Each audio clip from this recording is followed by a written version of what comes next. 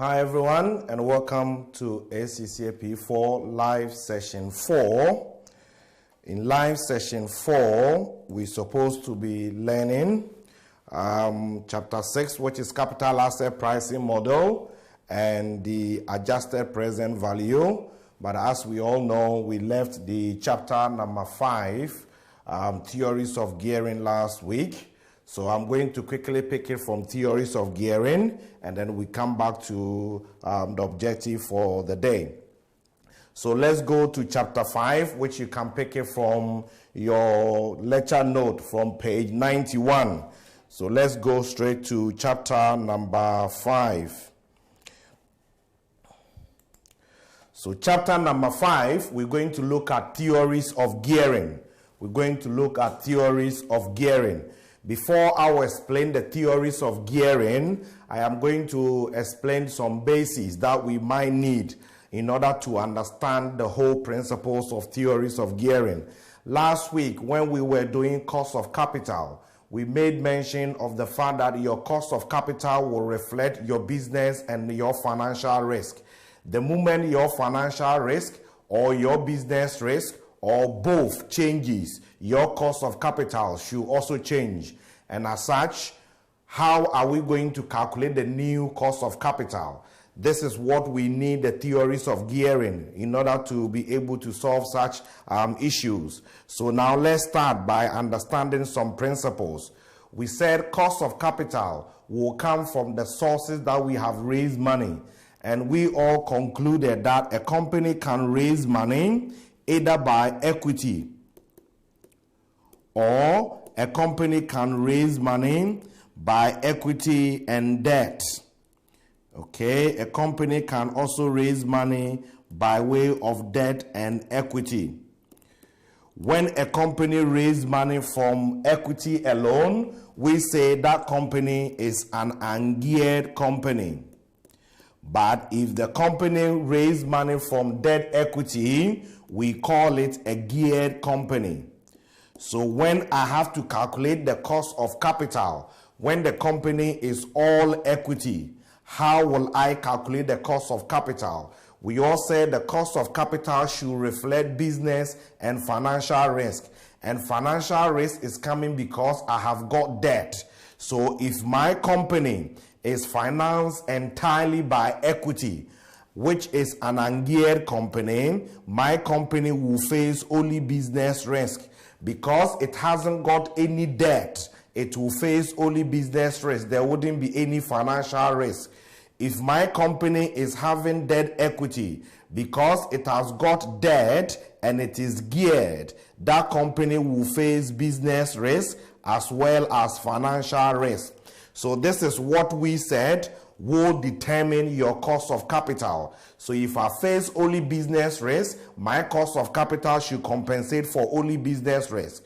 If I face both business and financial risk, my cost of capital should reflect both business and financial risk. So the examiner is going to use scenarios to create the question. For example, your company in front of you is all equity. And now the company is thinking of raising capital, but they want to raise the capital by way of debt. Calculate the current and the revised cost of equity and WACC. Okay, this is how the examiner will create a scenario. So many scenarios can be created out of this. I can be all equity, but I am going to raise debt capital. The moment I raise the debt capital, I change from being all equity to now be debt equity. So calculate your current WACC here and calculate your revised WACC. How will I calculate that? You need to remember, when I was all equity, I faced only business risk. So my cost of capital should reflect only business risk. If I move from all equity to be geared, I won't face only business risk, I will also face financial risk. Examiner can also tell you, your company is this company having debt equity, and now they are raising equity capital to pay off the debt. If we pay off the debt and it's left with only equity, then I am moving from geared to ungeared. Calculate your current WACC and calculate your revised WACC. Because I have paid off the debt, my financial risk is gone. Now I will face only business risk. Examiner can also say, this is our current capital structure. It is made up of, let's say, 40% debt and then 60% equity. Now we want to raise additional capital by way of debt so that afterwards our debt equity ratio will be, let's say, 50-50. Financial risk has changed. The moment the financial risk change, your WACC should also change. So this is how I want you to picture it. The examiner will not lead you, calculate this, calculate that. He creates the scenario. You have to read the scenario, understand the movement between the financial and then the business risk. The moment any of them is changing, then your WACC is also going to change. The big question here is, which one is the best capital structure? Should we have only equity or should we have debt equity? The argument here is our objective is to maximize the shareholders' wealth. So if our objective is to maximize the shareholders' wealth, and we all said from chapter 2 that the corporate value is the present value of the future cash flows or future free cash flows discounted using the WACC. Therefore, if the WACC is also coming on the basis of business risk and financial risk, then the best capital structure should be the capital structure that will bring the WACC to its minimum. The moment the WACC is at its minimum, the present value of the future cash flows will be at its maximum. And that is the point we will say we have achieved maximization of shareholders' wealth. And that is the argument. So the whole argument here is, should we be all equity or should we be debt equity? And what proportion of debt equity should we have? The answer is, which one of them will bring your WACC to its minimum? And the moment you are able to bring the WACC to its minimum, your market value will be at its maximum. And to explain that is what we have, what is called the theories of gearing. So these theories of gearing is going to explain the relationship between our capital structure and our WACC. The moment our capital structure changes, either to all equity or to debt equity, our risk profile has changed and our cost of capital will also change. The moment our cost of capital change, the present value of the cash flows will also change, which measures the value of the company. Therefore, now let's look at those theories that are actually explaining the relationship between the gearing or capital structure and then the WACC. The first theory we should think of here is what is called the traditional theory, and this is the traditional argument. The traditional theory, the argument is this. Okay, my advice is, it's not the issue of the drawing of the graph that matters. It's the meaning of the whole principle, because the examiner is not likely to tell you, explain the traditional theory or explain this theory. It brings in a question. You would have to see that this is what I would have to use to apply. So any question that is telling you about movement between geared and an ungeared position, and you want to know its effect on WACC or its effect on market value, then the examiner has brought you to the theories of gearing. Okay, so this is what the traditional people are saying here.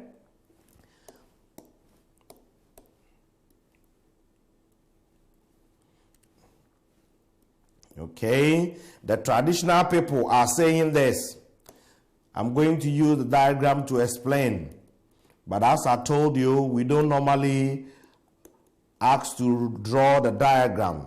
This is cost of capital, this is market value, this is market value, and this is your level of gearing, and this is zero. Okay, the traditional argument is that when gearing is zero, it means the company hasn't got debt. And if the company hasn't got debt, we said that company is called ungeared company.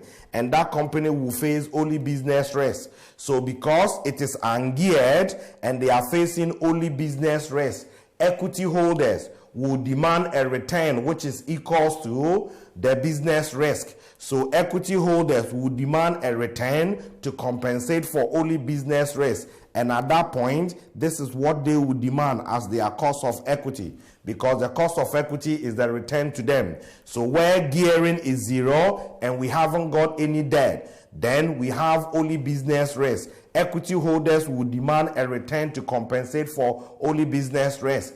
And at that point, your cost of equity should be equal to your WACC. Calculation learning point 1. I've told you I am all equity. I now want to raise money by way of debt. Calculate the current cost of equity, current WACC. Calculate the revised cost of equity, revised WACC. As long as I am all equity, my cost of equity will compensate for business risk, and as such, my cost of equity at that point will be the same as my WACC. This is the common sense. We said, according to the WACC formula, your cost of equity, equity over equity plus debt, plus cost of debt, 1 minus T, debt divided by equity plus debt. So if I haven't got any debt, then this figure here is 0. If I haven't got any debt, I'm not paying any cost of debt. This figure too is 0. Everything here is 0. This figure is 0. This divided by that will give you 1. Therefore, where the company is all equity, my cost of equity should be the same as my WACC. Calculation learning point 1. It should come automatically. Okay? So when I am ungeared, my cost of equity will compensate for only business risk, and my WACC will be the same as my cost of equity. If now I want to raise money, and I raise money by way of debt, we all know debt is cheaper source of finance than equity, because equity holders take the higher risk, so they will demand a higher return. So instead of me raising equity and pay this cost, I am raising debt, which is cheaper to pay this cost. That's why you see the cost of debt there. So when I raise the money by way of the cheaper debt, instead of raising the money by expensive equity, I am going to save some money. And once I have saved that money, you don't conclude you save all of that. Because the moment you bring in this debt, your gearing is not 0 anymore. Your gearing has come up because you have brought debt and you have financial risk. Equity holders are going to say, now we don't face only business risk, so we're not going to charge you this level. Now we face business risk, we face financial risk, because we have moved from all equity to debt equity. Therefore, you have to compensate us for this business and then the financial risk. So equity holders will demand extra return to compensate for financial risk. So the more debt I bring for me to be more geared, the more equity holders are going to demand the return to compensate for the financial risk I bring. However, when you bring in the debt is cheaper than the equity. So what did we say? You're going to save money. But that cheaper debt, the savings you made on that cheaper debt, resulted into increase in cost of equity. Traditional theory is saying that because you save this money and you incur extra costs, your savings initially, your savings on the cheaper debt is going to be more than the increase in the cost of equity. And because that savings is more than the increase in the cost, your WACC, which is the weighted average, is supposed to be initially falling. So the whole argument is, when you bring in the cheaper debt, you make savings. But as a result of making that savings, you introduce financial risk. And when you introduce that financial risk, equity holders will demand extra return to compensate for that financial risk, and as such, cost of equity will increase. But the savings that you made is more than the increase in the cost of equity. And as a result of that, your weighted average, which is the WACC, is supposed to be falling. So the WACC will be falling as you are gearing up. And when you keep borrowing and borrowing, your debt becomes now substantial. The moment the debt becomes substantial, debt holders will not demand the same return, because now the financial risk attached to you is becoming too much. Therefore, the lender or the debt holder will also demand extra return. For equity holders, the more you bring in the debt, the more you have introduced the financial risk to them, and the more they will demand. So it's always smart going up. So if your cost of equity is going up, your cost of debt is also going up. The weighted average you follow alongside. Therefore, traditional people are telling you, if you be able to combine debt and equity here, if you be able to get debt and equity here, that will bring the WACC to its minimum. Your market value will be at its maximum. Therefore, financial manager, look for the combination of debt and equity that will bring the WACC to its minimum. The moment the WACC comes to its minimum, market value will be at its maximum. So this is what the traditional theory is saying. So everything that I have said is what they have explained up here for you. So let's go to the next. The next is going to be the Modigliani and Miller. The next is going to be Modigliani and Miller. Modigliani and Miller, they introduced their capital structure theory in 1958. They made so many assumptions. Including the fact that there is no tax. They ignored tax, including the fact that there is no tax. And this was the argument. The argument is that this is your level of gearing, which is measured by the debt equity. This is zero. This is cost of capital. Their argument is that when you are ungeared, just as the traditional people, when you are ungeared, I'm having only equity, I face only business risk. Equity holders will demand a return to compensate for only business risk. At that point, your WACC is the same as your cost of equity, that one cut across. If I am going to raise money by way of debt, that debt is cheaper, so this is my cost of debt. But just the traditional people said, the moment you bring in the cheaper debt, you have to save money. But by bringing in the cheaper debt, you have introduced financial risk. Equity holders will demand extra return to compensate for that financial risk. The traditional people said, initially, the savings you are making on the cheaper debt is more than the increase in cost of equity. So your WACC should fall. Miller and Modigliani is saying no. Miller and Modigliani, based on their research, said that the savings you are making on the cheaper debt is exactly the same as the increase in the cost of equity to compensate for the financial risk that you brought as a result of that debt. Therefore, your WACC is supposed to stay the same, because whatever savings that you are making on that cheaper debt is equals to the increase in the cost of equity. And the WACC can't change. The WACC should stay the same. Therefore, whether I am geared or I am ungeared, whatever it is, my WACC is going to be the same. And if my WACC is the same, my market value should also be the same. So if there's a market value line, you would have seen it this way, and this will be your market value. This is your level of gearing, market value. So according to them, it doesn't matter whether you are geared or ungeared, your WACC will be the same. So as long as we are similar in all respect, we are two companies, we are similar in all respect, but you are geared and I'm ungeared, our market values are supposed to be the same, our WACC are the same, in the same argument. Therefore, my advice to you is, examiner is not going to be mentioning Miller and Modigliani and the traditional theory. But the moment you read the question and you see movement in gearing, debt equity movement, then any WACC or market values they are looking for, examiner is bringing your mind on here. So Miller and Modigliani came out with models. They came out with models, which are equations. They tried to form the equations for these lines. And those equations are what we have actually divided it into three. We call them prepositions. So according to Miller and Modigliani, preposition 1, which deals with market value. Market value, according to them, as we said here, Okay, the market value when you are ungeared is this.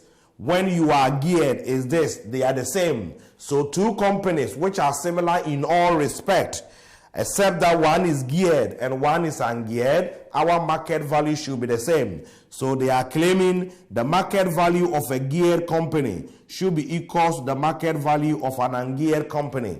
When will I need this? I read the question. I am moving in between debt and equity. I just told you like this.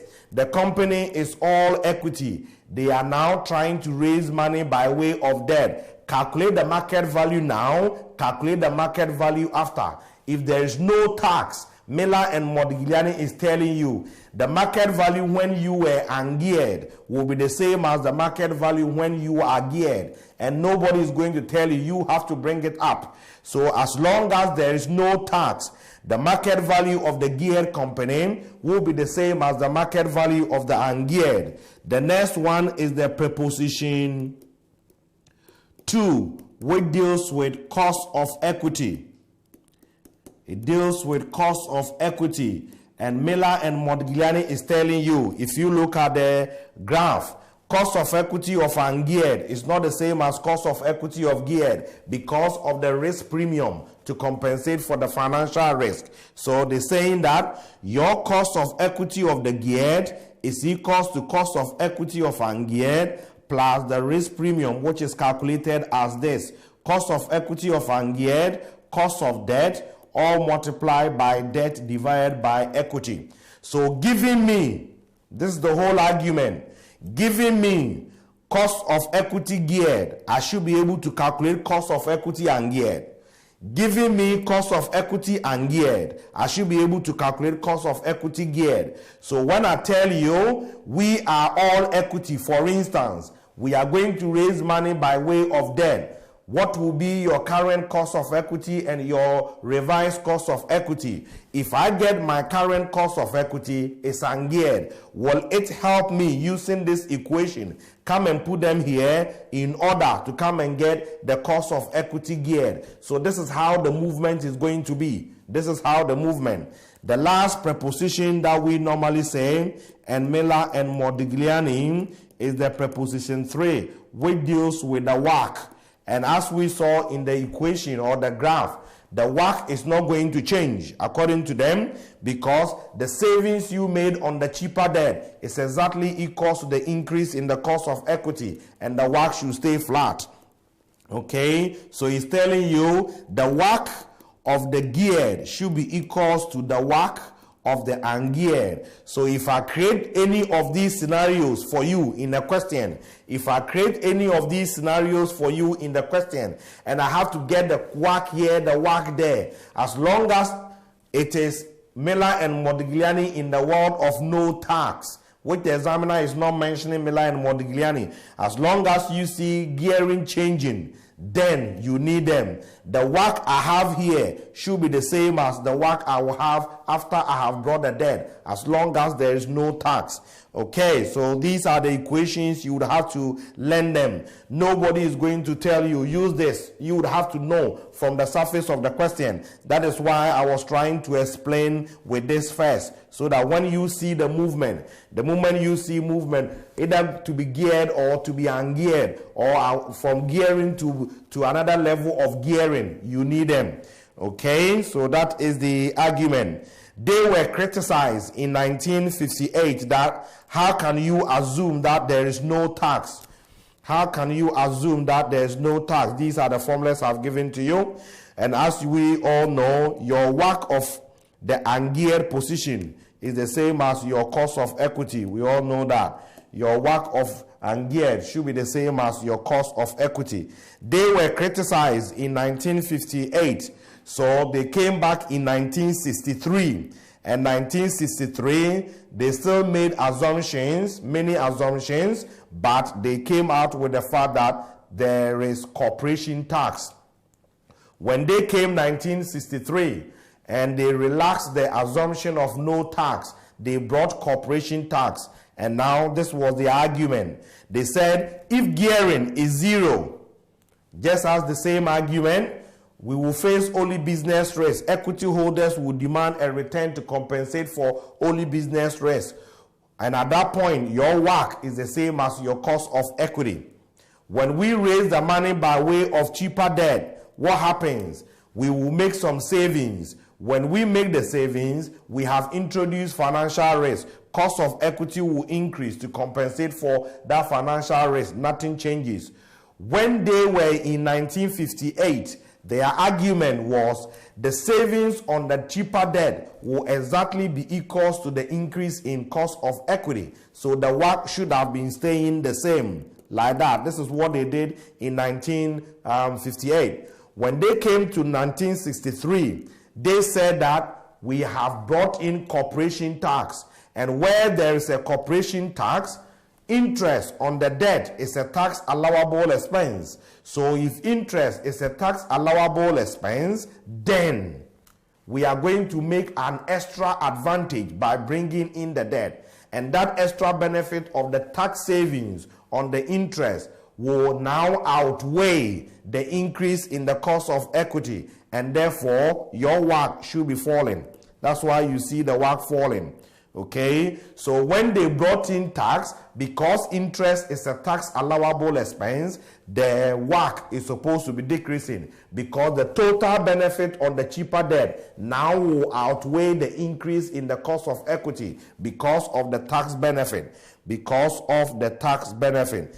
And they still form the equations of these lines, and that is what you are more likely to use, because the examiner is more likely to give you a tax percentage. If he gives you a tax percentage, you cannot assume Miller and Modigliani without tax. You can't do that. So when they give you tax percentage, you need Miller and Modigliani 1963 with corporation tax. Still, proposition 1 and 2 and 3. Proposition 1 is going to be still value of company. Value of company. And that will be, now the value of a geared company will not be the same as the value of an ungeared. Because when you are geared, you will pay interest. And when you pay interest, it will save you tax. So when you save tax, your cash flows will increase by the tax savings. And as such, your market value will increase by the present value of the future tax savings. So their equation is the value of the geared should be equal to the value of the ungeared plus the tax benefit, which is the present value of the future tax savings on interest. And they said it's called DT. So this is what is referred as the PV of tax savings on interest.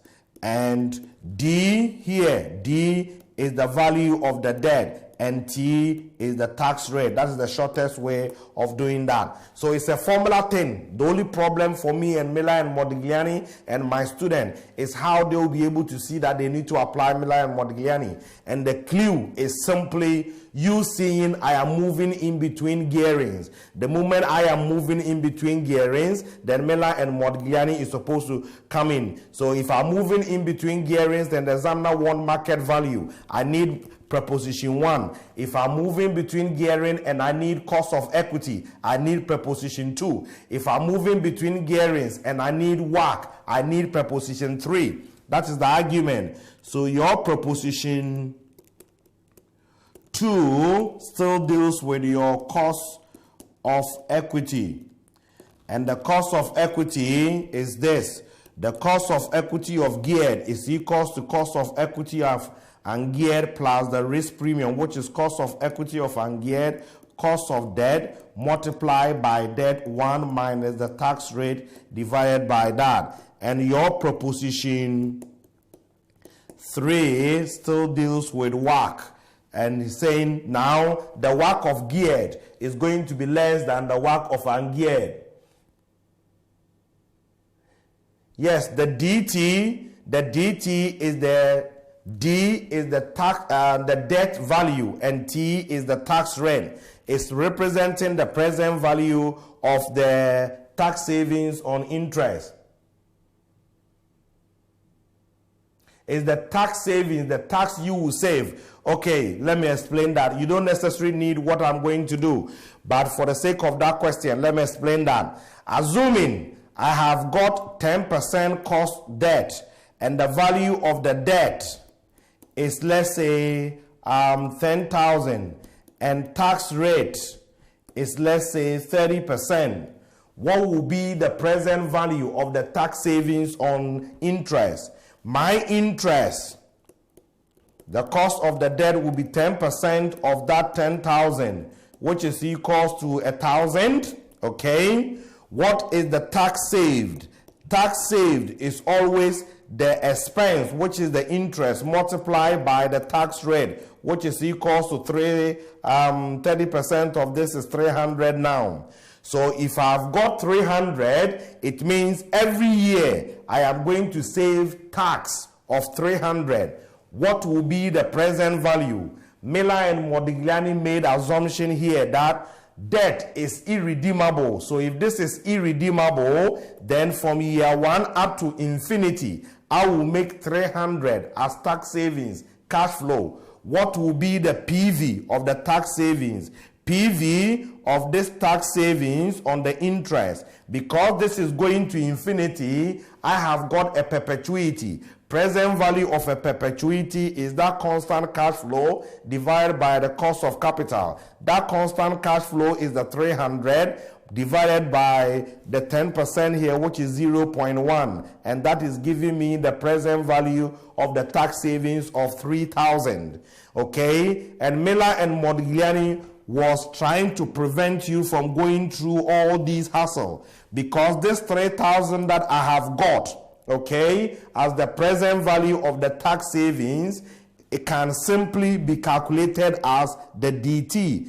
D is the value of the debt, which is the 10,000, and then the tax rate is 30%. 30% of the 10,000 will bring you to the 3,000. So the DT is the fastest way of doing this long present value analysis. So that is the reason why in their formula, they concluded that instead of doing all these to come and get the 3,000, you can simply get it at what? The DT. So the DT is the present value of the tax you saved on the interest, because interest is a tax allowable expense.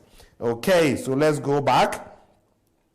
So when the debt is irredeemable, don't waste time to go and do what I have done. All what you have to do is just multiply by the D by the tax rate, and you go away. Unless the debt is not assumed to be irredeemable, which we will see other examples. Brilliant. So now let's go to the WACC. Preposition 3 deals with WACC, and it's saying the WACC of the geared will not be the same as the WACC of the ungeared because of the tax savings on the interest. So the WACC of the geared is equals to the WACC of the ungeared multiplied by 1 minus dt divided by E plus D. Okay, my advice here is just as we did here, you are not expected to prove the formula. You are expected to use it, but that is the meaning of the formulas anyway. You are not expected to prove them.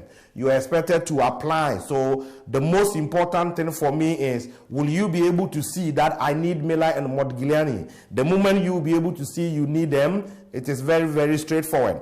Okay, so if I need to move between gearing and I have what to calculate WACC, I'm thinking of preposition 3. I have to calculate cost of equity. I'm thinking of preposition 2. I need to calculate market value. I'm thinking of preposition 1. So these formulas are what you have to put in mind. Unfortunately, all those 3 formulas, apart from this, it's only the cost of equity formula which is on your formula sheet, unfortunately. Okay, so this WACC formula, you are expected to bring it from memory, and the market value formula of the market value of ungeared plus the DT is also supposed to be brought from memory, unfortunately. Okay, so now let's go to our note. All these formulas I have given to you. Don't forget that the WACC of ungeared is the same as the cost of equity of ungeared. Don't forget. Okay, so that is that. Let's take this example to illustrate. The capital structure Example, Grant PLC. Grant PLC, an all-equity company, has on issue 6 million £1 ordinary shares at market value of 250 each. Bell PLC, a geared company, has on issue 17,025p ordinary shares and 8 million 15% debentures quoted at 125. Taking corporation tax at 35% and assuming that the companies are in all other respect identical, and the market value of Grant equity and the market value of Bell's debt are in equilibrium. To be honest, this bit of the question will not be there. Miller and Modigliani assume that they are at equilibrium, as the formula indicates. So you won't see this. Okay, this is what you might see. As long as the two companies are similar in all respect, okay, we can borrow figures from A in order to do the figures for B. Okay, as long as we are similar in all respect and one is geared and one is ungeared, we can borrow figures from one and use Miller and Modigliani to help us to get the figures for the other. That is the whole argument. Okay, now calculate the equilibrium price per share of Bell's equity.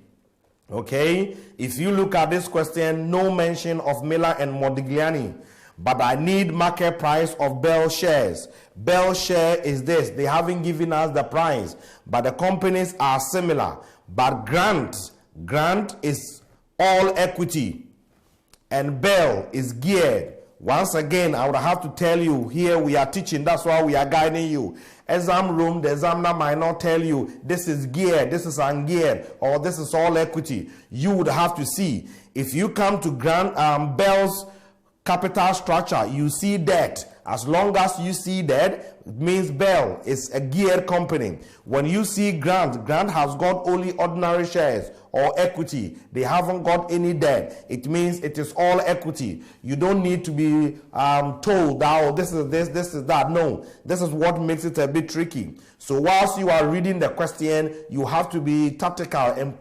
pinpointing all these ones. Otherwise, you'll be skipping. Okay, so as long as this has only equity, it's ungeared. As long as they've got debt here, it is geared. Now, giving me the question that I need to calculate the share price of the equity of Bell, and Bell is geared and Grant is ungeared, and they are all similar. Miller and Modigliani is calling me, and I ask, which Miller and Modigliani? Are they asking me to calculate value? Are they asking me to calculate cost of equity? Are they asking me to calculate WACC? Here they want price. Price deals with value. So it means I have to use Miller and Modigliani preposition 1, which deals with value.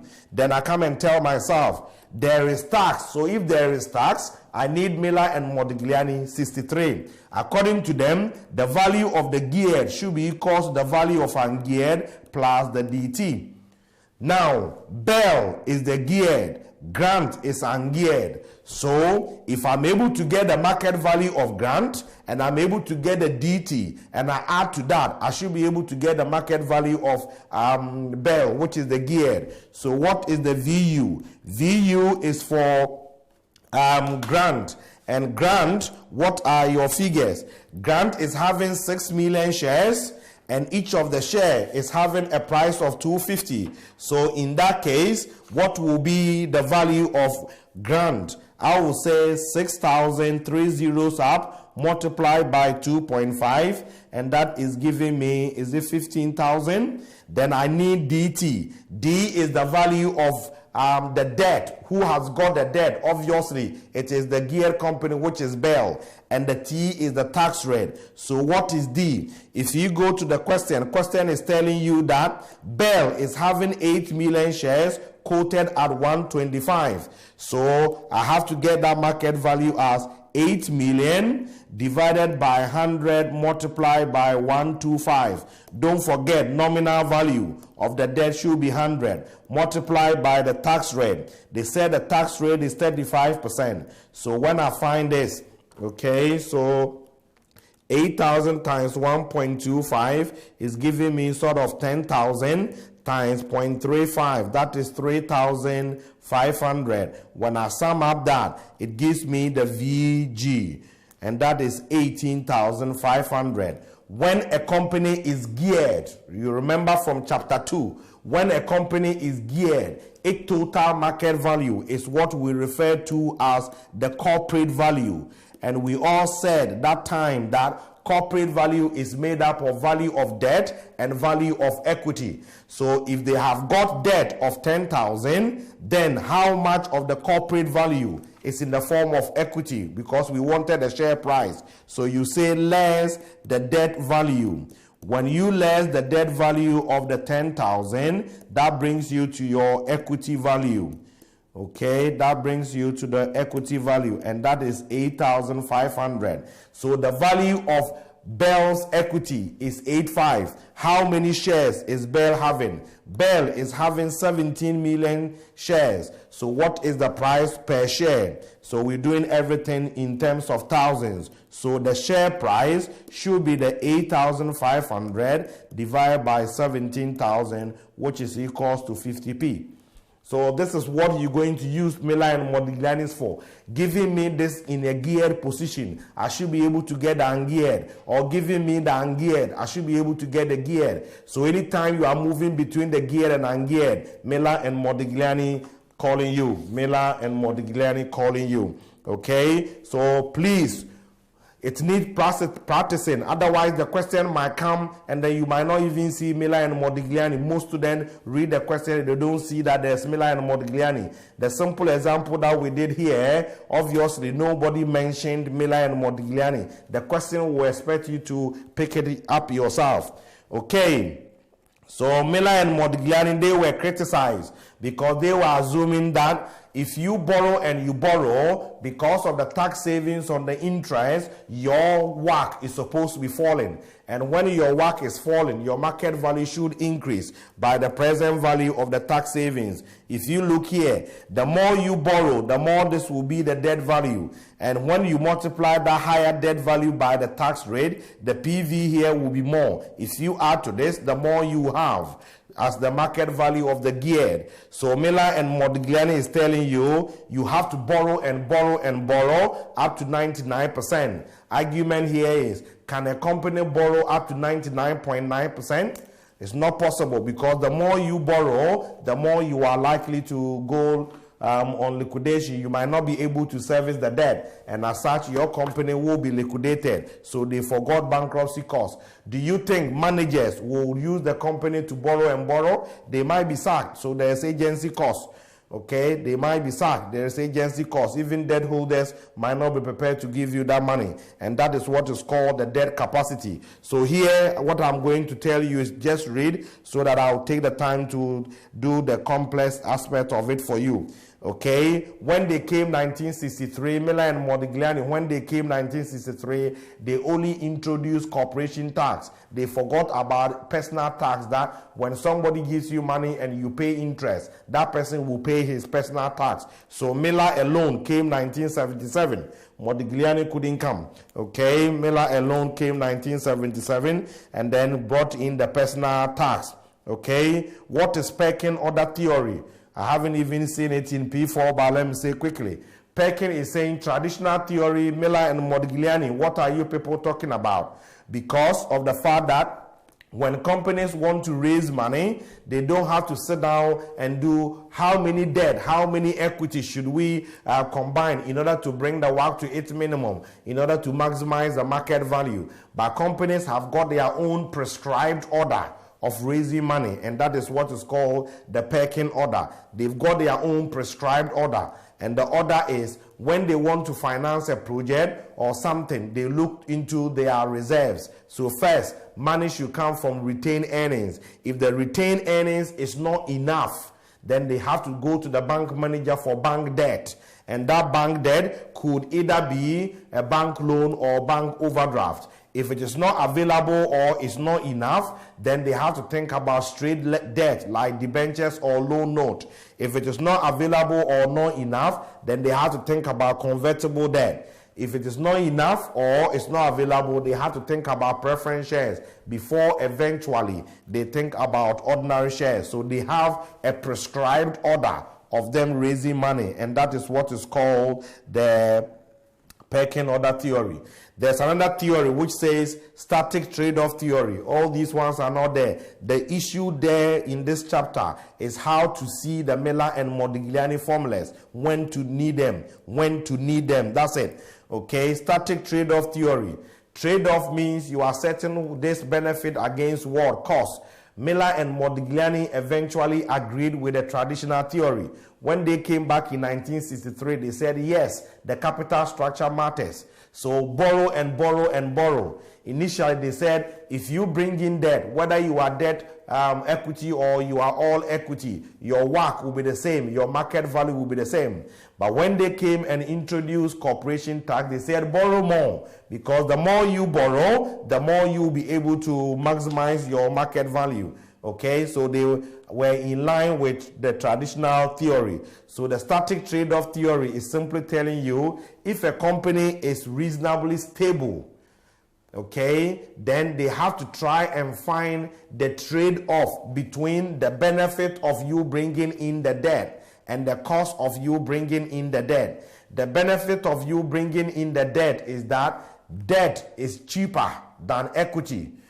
Debt is cheaper than equity. Debt will give you tax savings. However, when you bring in the debt, you are not enjoying those benefits. You introduce financial risk, and there is cost associated with that financial distress. And as such, you have to achieve the maximum, when at worst, you'll be able to find that trade-off between those two, cost of bringing the debt and the benefit. So you can have read, but there are not more issues.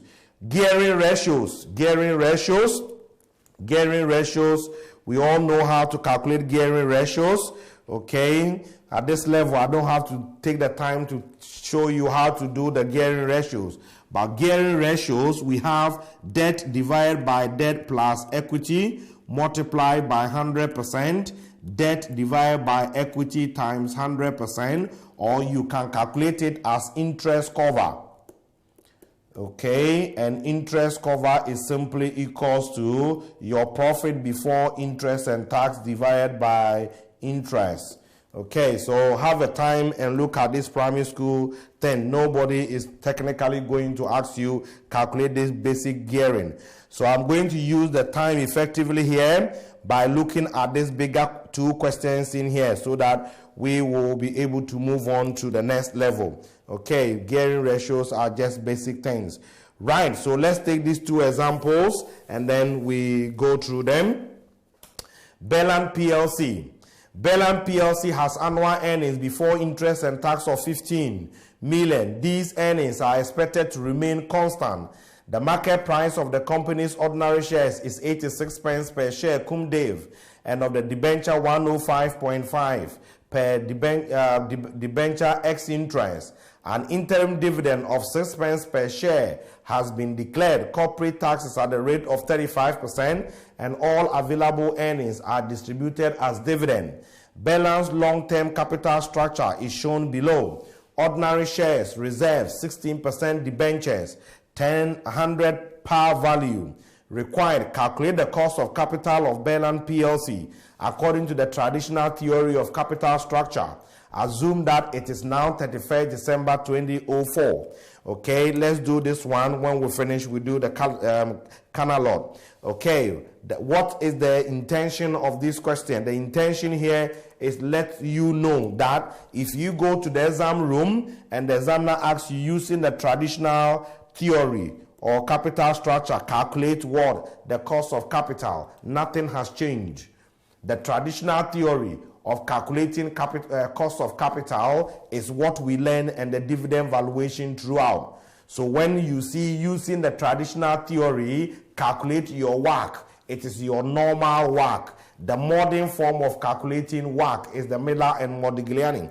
Okay, so when they tell you using traditional theory, don't be moved. It's the same way you know the dividend valuation approach.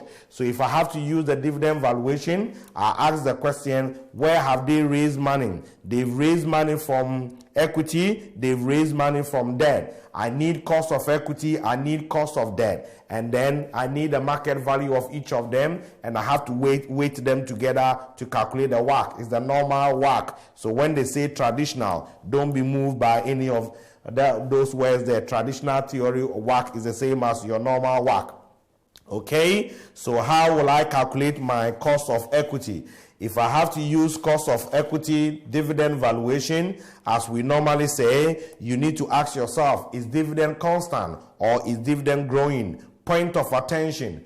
According to the dividend valuation model, the market price is the present value of the future dividend. But whatever we've been doing from F9 up to this level, we assume that, oh, our current dividend is what we are using as the basis for the future. But if you go to the exam room and the examiner give you current dividend and give you the future dividend, you are not interested in the current dividend because the formula is telling you is the future. That is the reason why we said we needed the ex-div. And ex-div means the current dividend is excluded because we want the future. If you look at this question, they've given me current dividend that is currently declared as 6 pence. But question is telling me that all available earnings are distributed as dividend.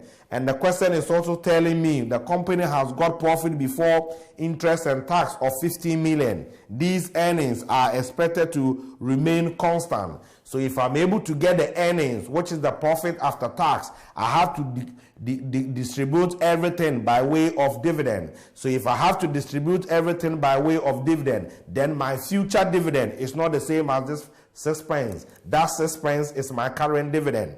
Okay, this is the second reason why this question was brought there, for you to know the meaning, true meaning of the formulas you are using and the dividend valuation approach. Okay, so the dividend you need in the KE is equals to D divided by P0. It's not always the current dividend. You need a future one. So if the examiner gives you the future as given here and he gives you the current, you don't need the current. You have to think about the future. So this is what we're going to do. So once my all earnings will be paid as dividend and they've given me profit before interest and tax, and earnings is profit after tax whilst there's no preference shares, I have to pick this 15 million, deduct interest, deduct tax in order to come and get the profit after tax. So if you flow with me here, you see that that is what we were doing for you. So we pick the 15 million and then interest. If you look at your question, we have 16% debentures, and the total market nominal value of the debenture in the balance sheet is 23,697. If you multiply, that gives you interest. We want the profit after tax, and this is basic accounting. If I take the interest off, it gives me the profit before tax. Tax rate is 35% on the profit before tax. It gives me the tax. When I deduct the tax, it should give me my profit after tax. And we all said all that profit is going to be paid as dividend. And that profit is expected to stay constant. Therefore, I will have a constant dividend of 72.85. So if I've got 72.85, as long as the dividend is constant, my cost of equity should be equal to that constant dividend divided by P0. Have I got dividend to be 72.85 divided by P0? Because I use total dividend here, I also need what? Total market value. What market value do I need? I need the ex-div. What is ex-div? If cum div is given to me, I have to convert from cum to bring myself to x. You see how I'm doing it? If you don't lead yourself, if there's a trick in the question, you are out. So when we go to the question, we're looking for the ex-div market price.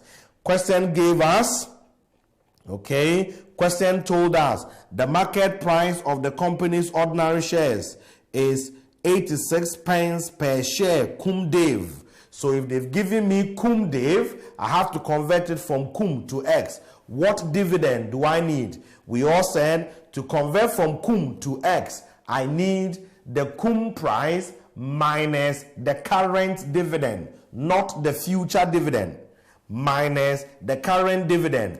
But all what we were doing before from F9 coming, we were given, current dividend is what we are using as the base for the future dividend. From this time onwards, if you pick the question, you have to be very careful. If the examiner don't separate them for you, you assume, as we were assuming before, my current will be the base for the future.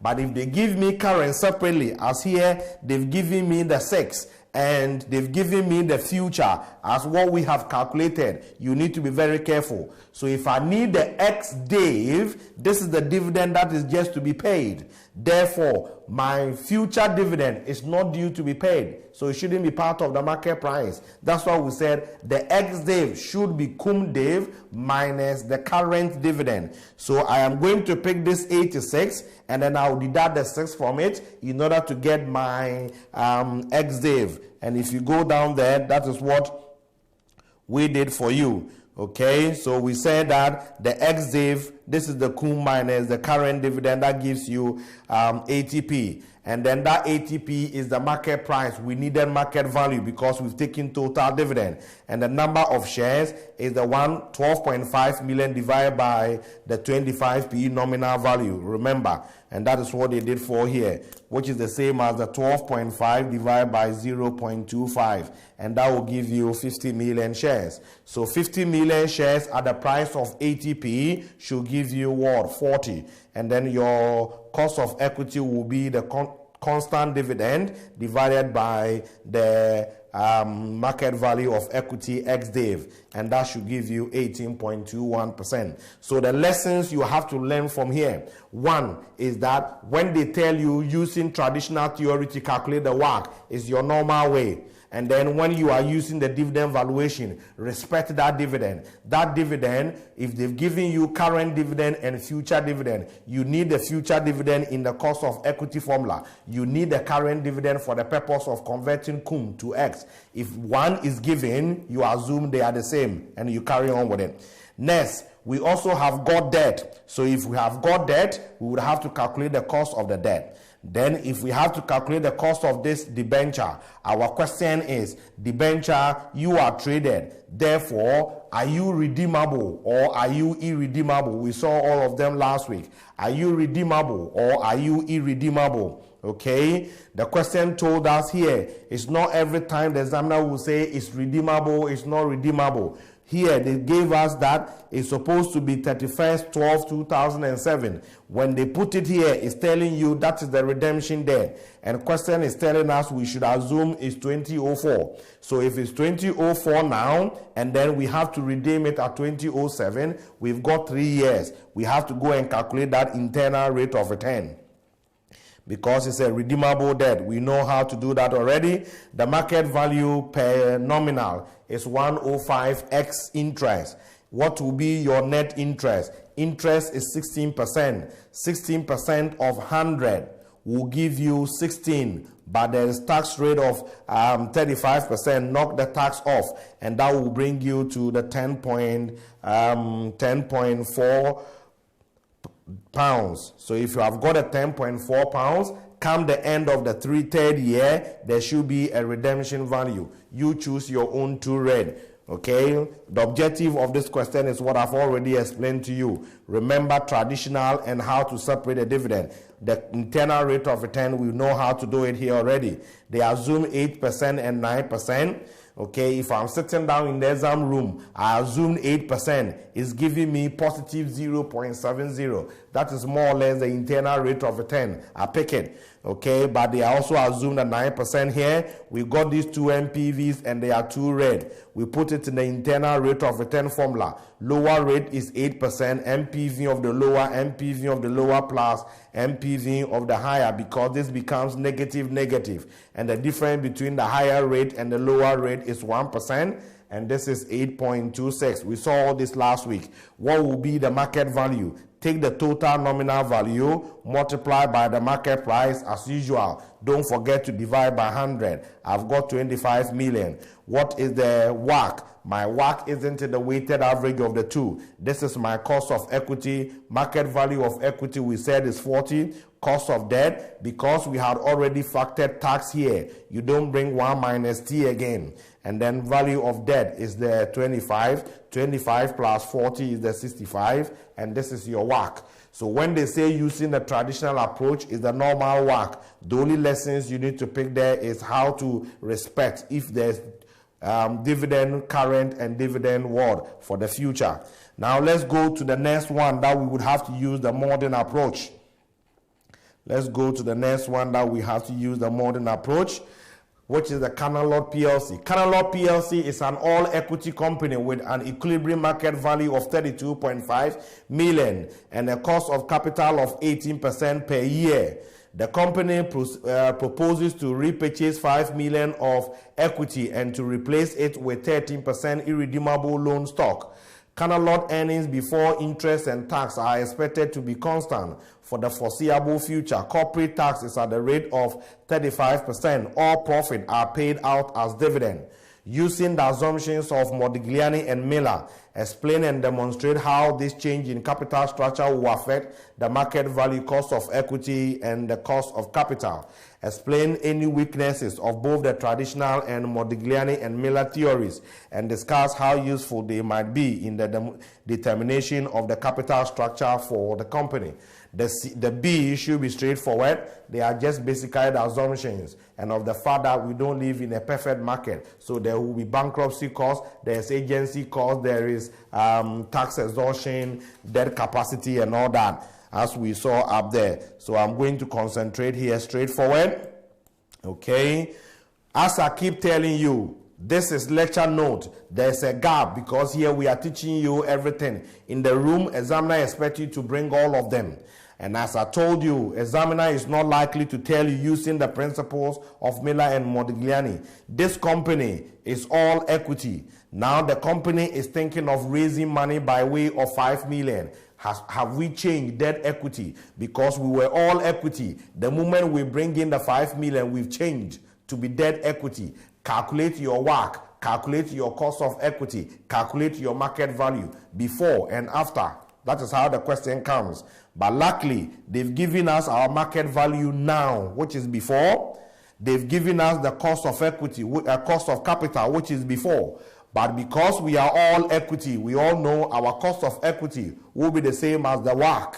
Okay, this is how you are going to interact with the question. So I have got my current figures. My current market value is this. My current cost of equity and geared, the same as what? My WACC, the same as the WACC and geared. This is the same as the WACC and geared. I've got that. Now I should calculate my revised figures. What will be my market value?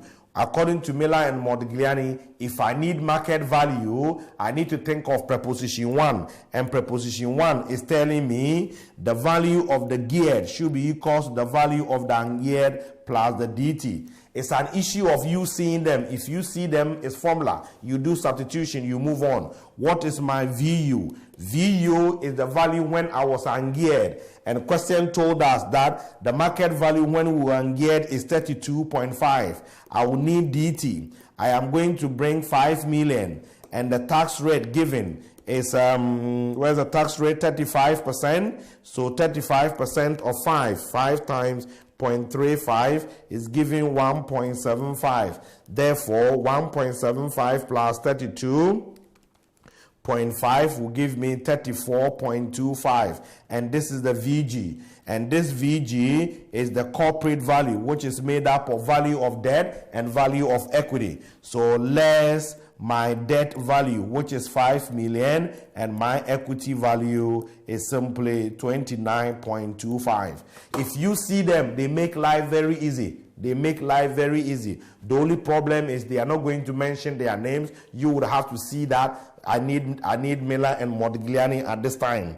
That is basic 10. If I need the cost of equity, which is II, if you look at what we did in your note, we also use the traditional approach just for the sake of illustration. So if you have got time, you will see You will see in your note here that we also use the traditional approach, trying to get the cost of equity for you. We're using the dividend valuation, and all earnings are paid out as dividend, and this is the market price. But I am not even going to encourage you to even learn this because it's just too long.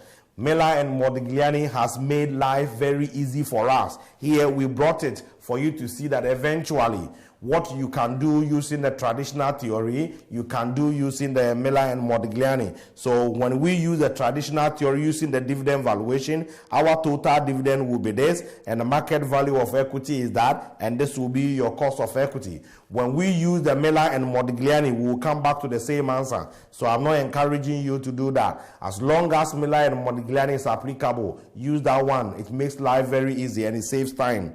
Okay, so we said, according to Miller and Modigliani, the cost of equity geared is equals to cost of equity ungeared, cost of equity ungeared minus cost of debt, debt 1 minus T divided by equity. Okay, this is the formula you need. If this is there for me, I wouldn't bother myself going to calculate the dividend and all that, waste of time. When, according to the question, when we are all equity, our current WACC, let's go back to the question. When we were all equity, which is the current situation, our WACC is 18%. And we all know when you are all equity, your WACC is the same as your cost of equity. Therefore, if the WACC is 18%, then my cost of equity ungeared is also 18%. 18%. Cost of debt is given as 13%. Debt we said is 5 million. Equity we said is 29.25. I'm picking them from here. Okay. Therefore, if I'm able to do this substitution, the rest is mathematics. Okay. Solve it mathematically. That's it. There's tax, so you need to remember to bring 0.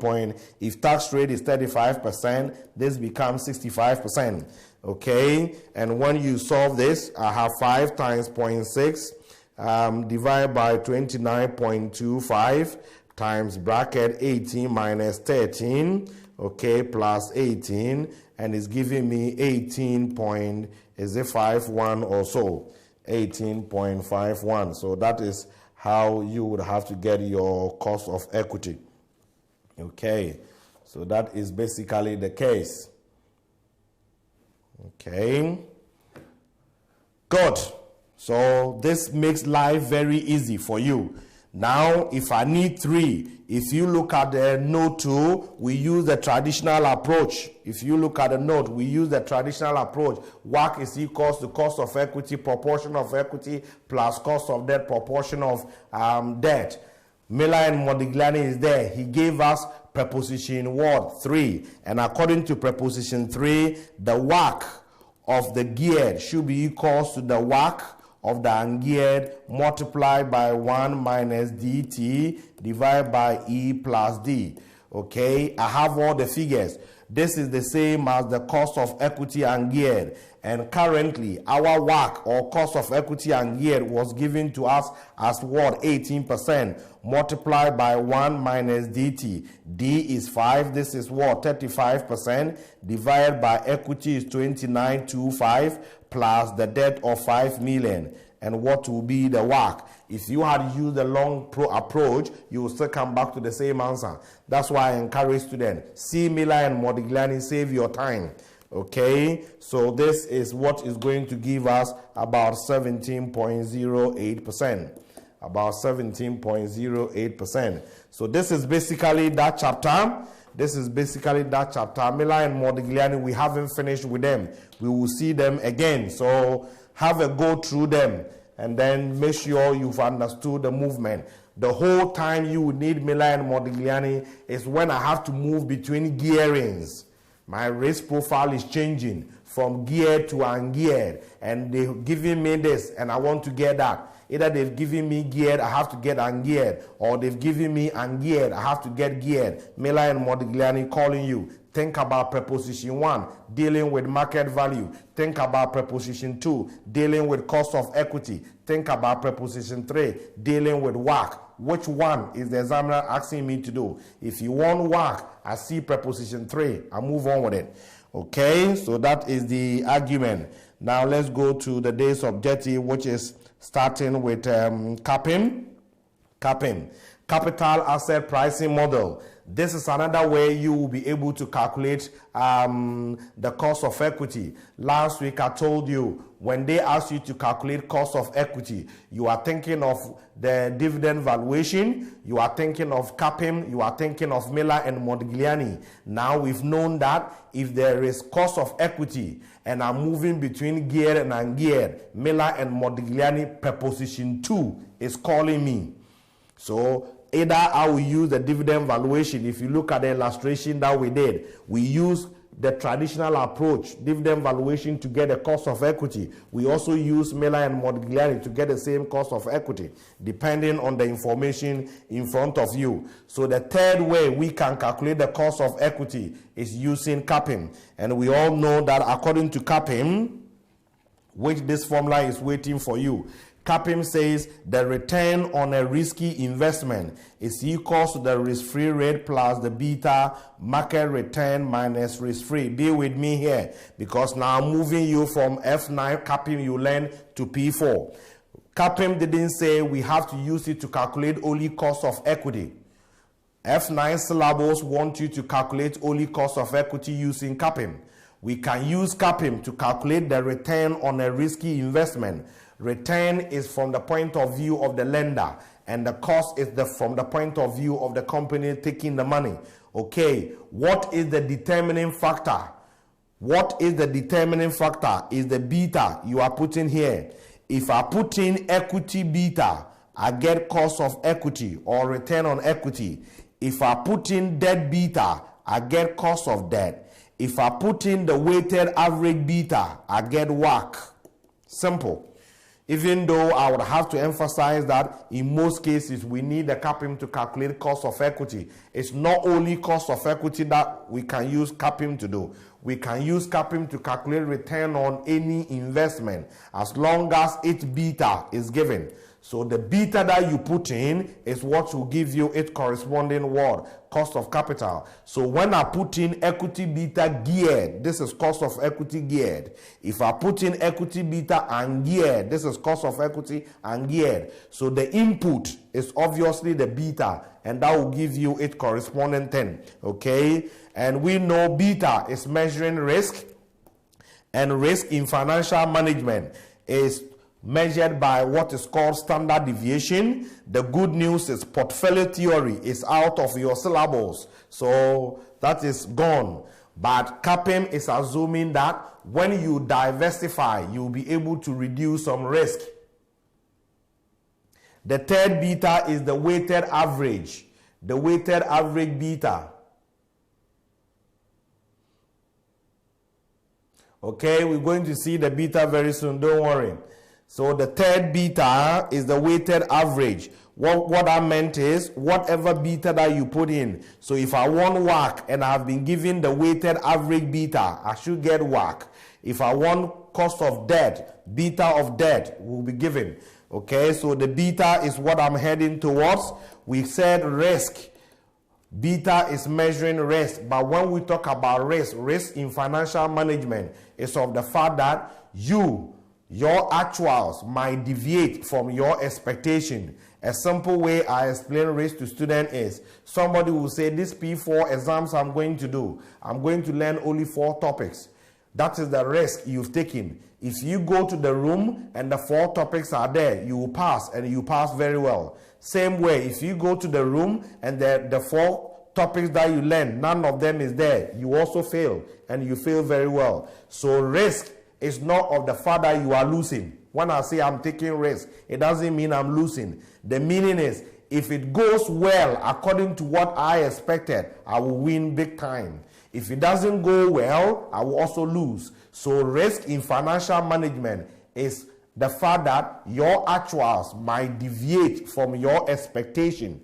Your actuals might deviate from your expectation. Expectation is measured as the arithmetic mean. If you remember your primary school things that you did, you calculated expected value as the mean, And in statistics, deviation from the mean is what is called standard deviation. Don't bother yourself, I'm leading you. Okay? So risk in financial management is measured as the standard deviation. However, when we talk about risk, we've got two types of risk. We've all heard the expression, don't put all your eggs in one basket, because when you put all your eggs in one basket and that basket drops, you are in trouble. Just like these exams, if you put all your hope on investment appraisals and investment appraisal doesn't appear, you are in trouble. So don't put all your hope on one particular investment. What can you do? The literal meaning is that you would have to diversify. So when you diversify, there will be some point where you'll be able to reduce risk. So the risk, which is the total risk, we have the unsystematic and we have the systematic. We have the unsystematic and we have the systematic. The systematic risk, we cannot reduce it or we cannot eliminate it as a result of diversification. Whatever I'm saying is in the know there. The systematic risk cannot be reduced or eliminated as a result of diversification. If I have to bring it to your exams, if you learn all the topics, it means you have diversified. You are not actually depending on one topic. But there's one risk in the room. Whatever it is, whether you learn the whole syllabus or not, that risk is still waiting for you. And that is time. That time cannot be reduced as a result of you learning all of that. It's still 3 hours, that's it. So irrespective of the learning all the topics, you still have to face that 3 hours. So systematic risk, you cannot reduce it, you cannot eliminate it as a result of diversification. But the unsystematic risk will be eliminated or reduced as a result of diversification. And this is what CAPM is assuming. So when you come here, we've done the diagram for you. If you have got only one investment, if you put all your hope on only this investment, you will face both systematic and unsystematic, which is the total portfolio risk. But when you start bringing in more investment, your unsystematic risk will be what? Decreasing. Unsystematic will be decreasing up to this point. From this point onwards, whether you diversify or not, you are not going to reduce any risk because that unsystematic risk is fully eliminated. At this point, we say the investor is having a full diversification. Okay, a full diversification, or somebody will say the investor is having a well-balanced portfolio. A well-balanced portfolio. CAPM is assuming that the investor is rational. And as long as the investor is rational, the investor will want to operate at this level in order to remove all the unsystematic risk. So when you are fully diversified and you have removed all the unsystematic risk, you will face only the systematic risk. That systematic risk is what is measured by the beta. So the beta measures the systematic risk. In other words, beta measures the market risk. As long as you are in that market, you are in that industry, you face that risk. And that risk is of the fact that when the market return changes, how much will your return change? So the meaning of beta is that beta measures the gradient. It measures the relationship between the market return and your company's return. If you look at the CAPM formula critically, you don't need all this. I'm just saying it. If you need at the CAPM, you look at the CAPM formula critically, you will see that the CAPM formula is equation of a line. Equation of a line is y is equals to a plus bx. This is your a, this is your b, this is your x.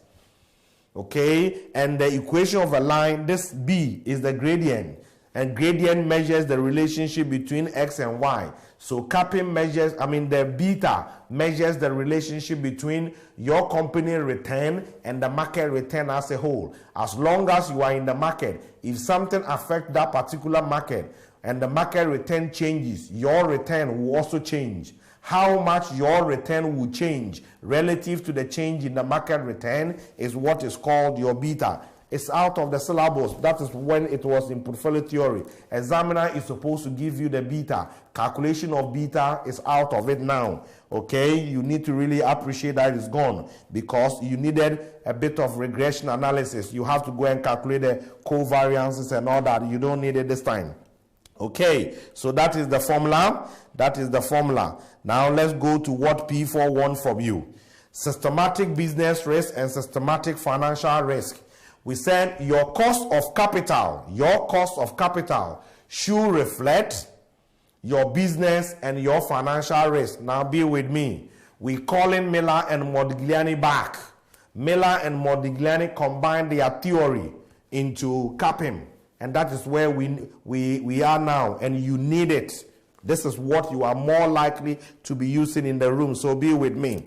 This morning, earlier, we said that a company can have only equity, or a company can have equity and debt. When the company is having equity, we call it ungeared.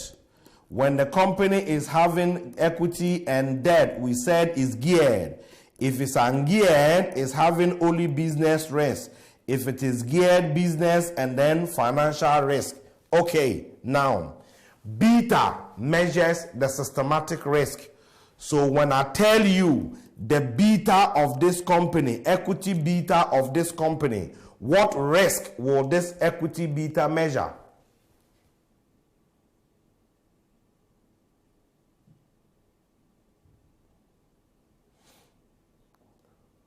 Okay, I'm going to talk about that. Zongo, I'm going to talk about that.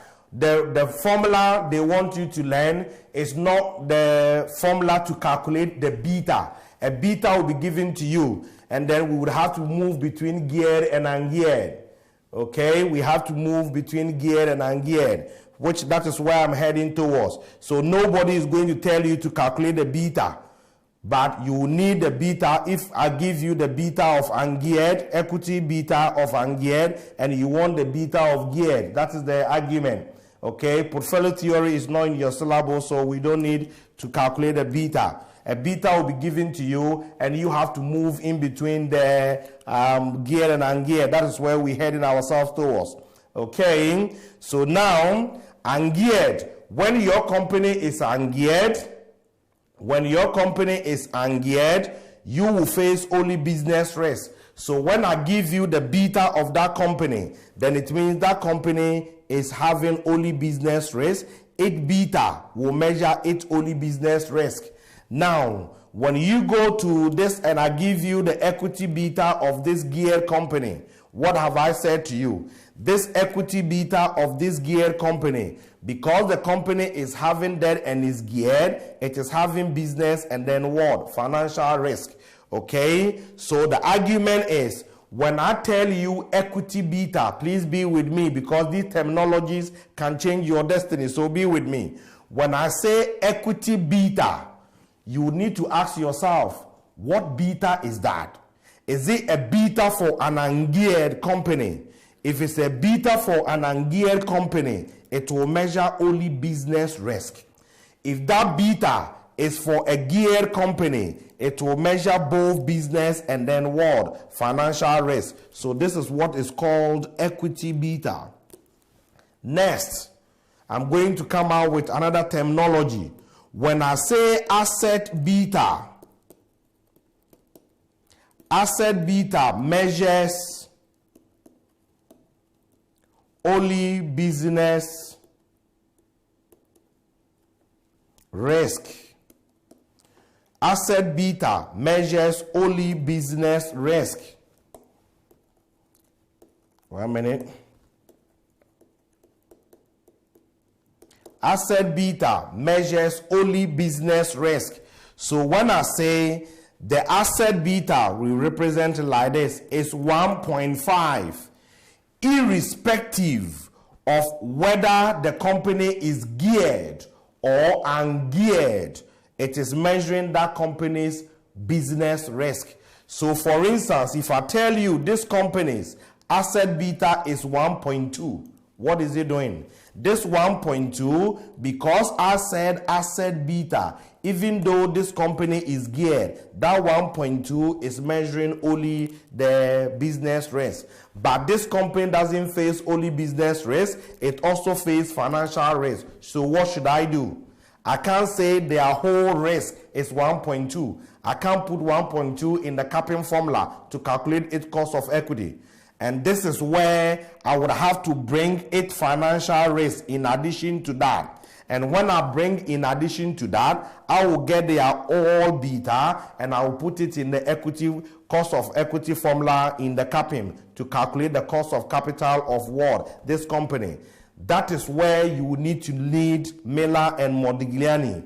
And Miller and Modigliani is telling you that giving me an asset beta, if I want to get a geared beta, then that should be calculated as this. And this is the formula we would have to learn, even though you can forget about cramming it because it is on the formula sheet. Okay?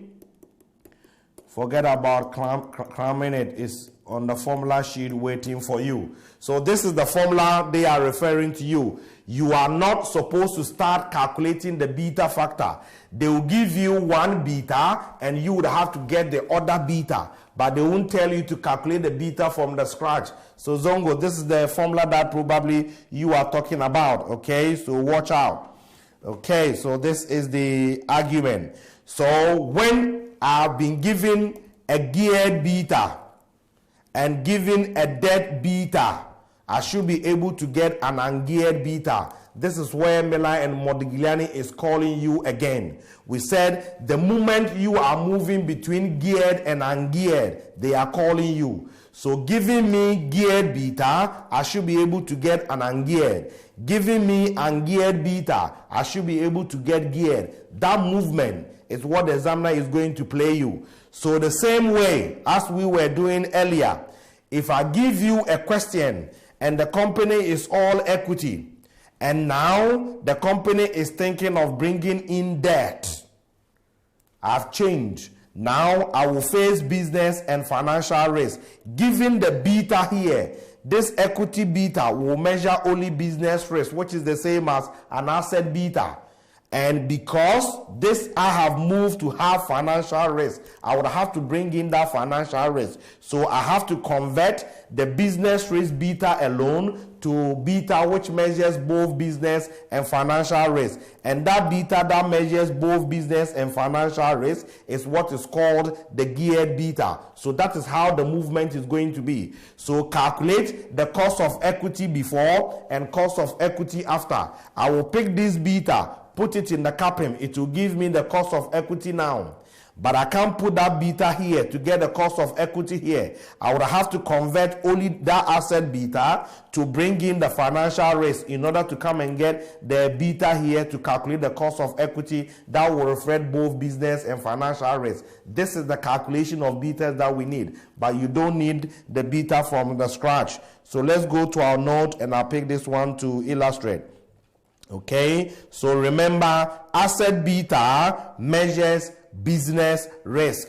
Equity beta might measure business risk or might measure financial and business risk depending on the company in front of you. Let's take this example to illustrate. GALS PLC is an all-equity company whose beta coefficient is 0.95. Styles PLC is a levered company and in all other respects has the same risk and operating characteristics as GALS. The capital structure of Styles PLC is as follows: nominal value, market value, equity, debt. The debenture of Styles PLC are virtually risk-free and the corporation tax rate is 40%. What will be the predicted beta of the equity of Styles PLC?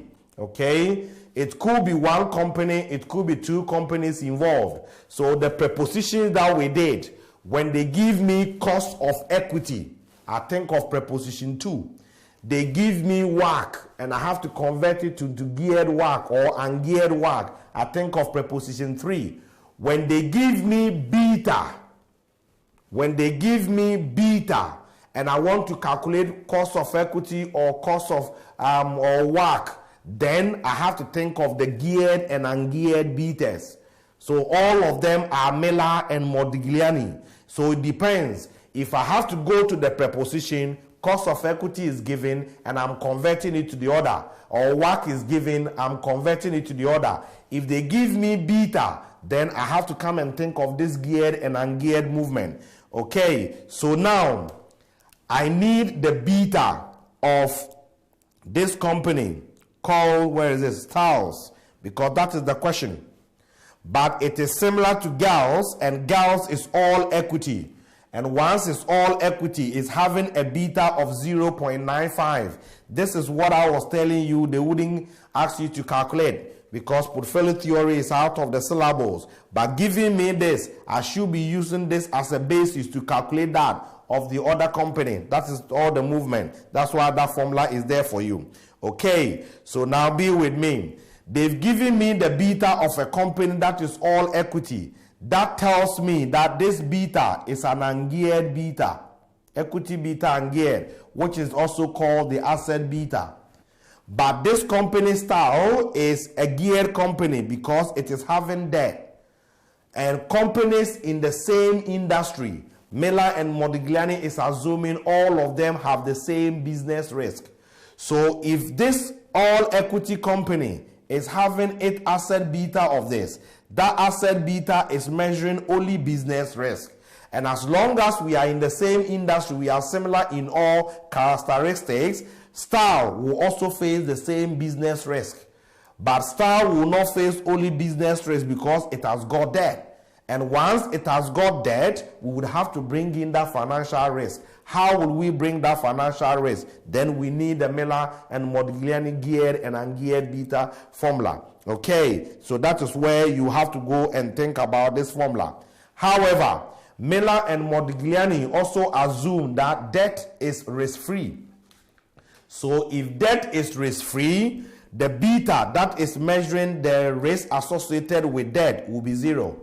If that is 0, everything here is going to be 0. So in actual sense, in the exam room, the formula you are more likely to use is the asset beta is equals to the equity beta geared, equity over equity plus debt, 1 minus T.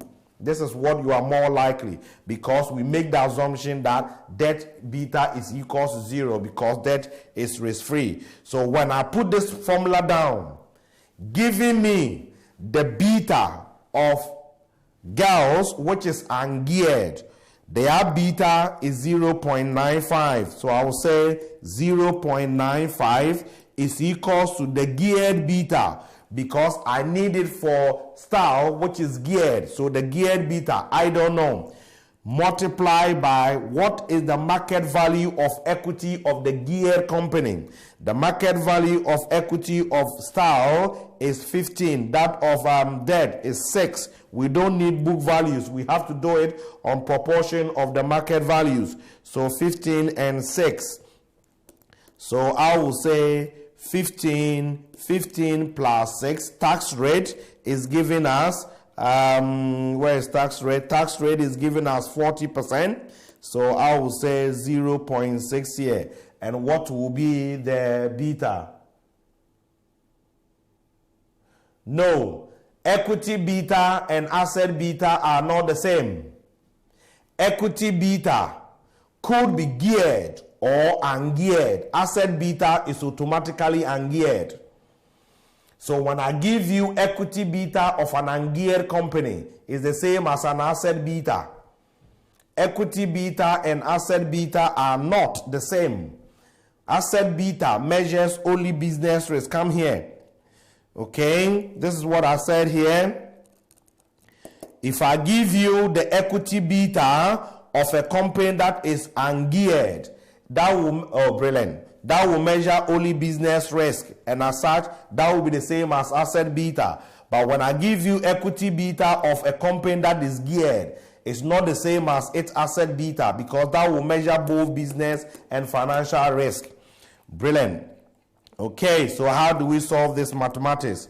Okay, I know some textbooks do the change of subject, but the formula in the exam room is this. So it's an issue of you doing the substitution. If they give me this, if they give me that, I should be able to calculate this. If they give me that, I should be able to calculate it by using my calculator. So I will say 0.6 times 6 plus 15 times 0.95 divided by 15, and that is giving me 1.178. So this beta is the one measuring the business risk plus the financial risk of Styles. So Style as a whole will actually got the 1.178 as its business and financial risk. When I put this one in the CAPM, then it will give me the cost of equity of Style, and I carry on from there. Okay, so that is the movement. That is the movement. You either have to understand it or you are out of it, because the examiner might be using the terminologies. The examiner might be using the terminologies. He will say asset beta, equity beta. So when you are going to pick the beta, my advice is make sure you ask, what beta is that? Are you asset beta or are you equity beta? If it is equity beta, I have to hold it on it again. Ask the question, this equity beta, am I picking it from a company that is geared or am I picking it from a company that is ungeared? If I'm picking from a company that is geared, it means that equity beta is geared. It's measuring both business and financial risk. If I'm picking equity beta and it is from a company that is ungeared, like we picked the 0.9 from Gals, and Gals was all equity.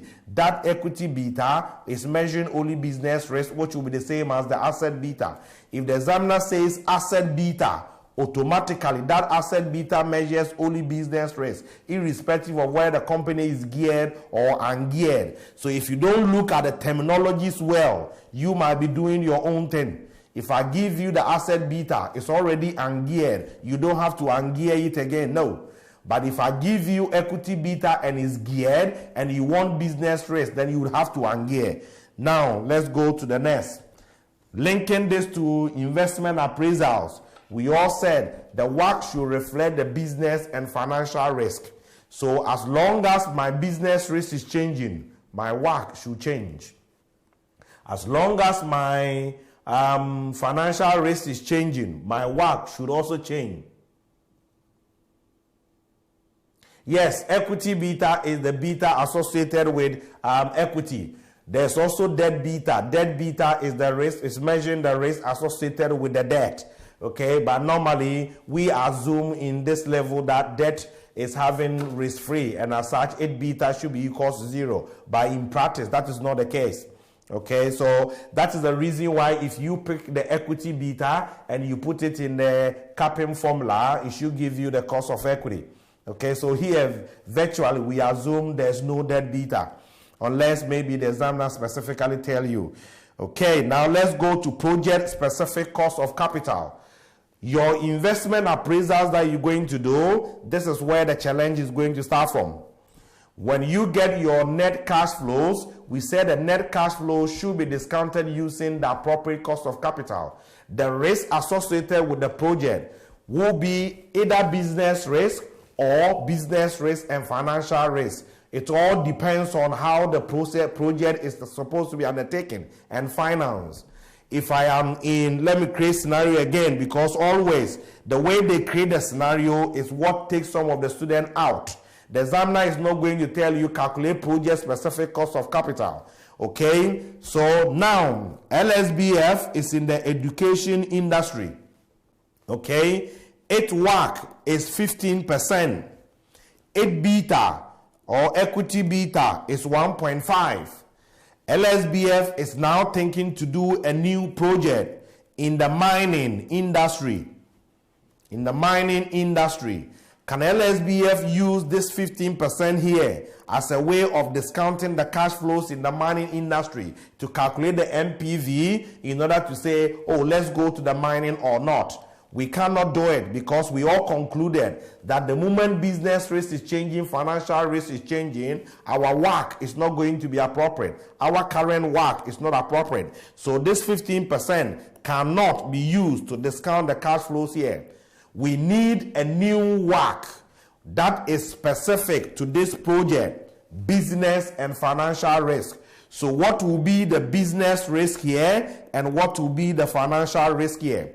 The business risk and the financial risk associated with the mining is what we need as a way of calculating the cost of capital specific to the mining. So when you read your big questions, the examiner will tempt you by giving you this, and then he will be hiding things from the work, the way you have to calculate the work to calculate the NPV for the mining.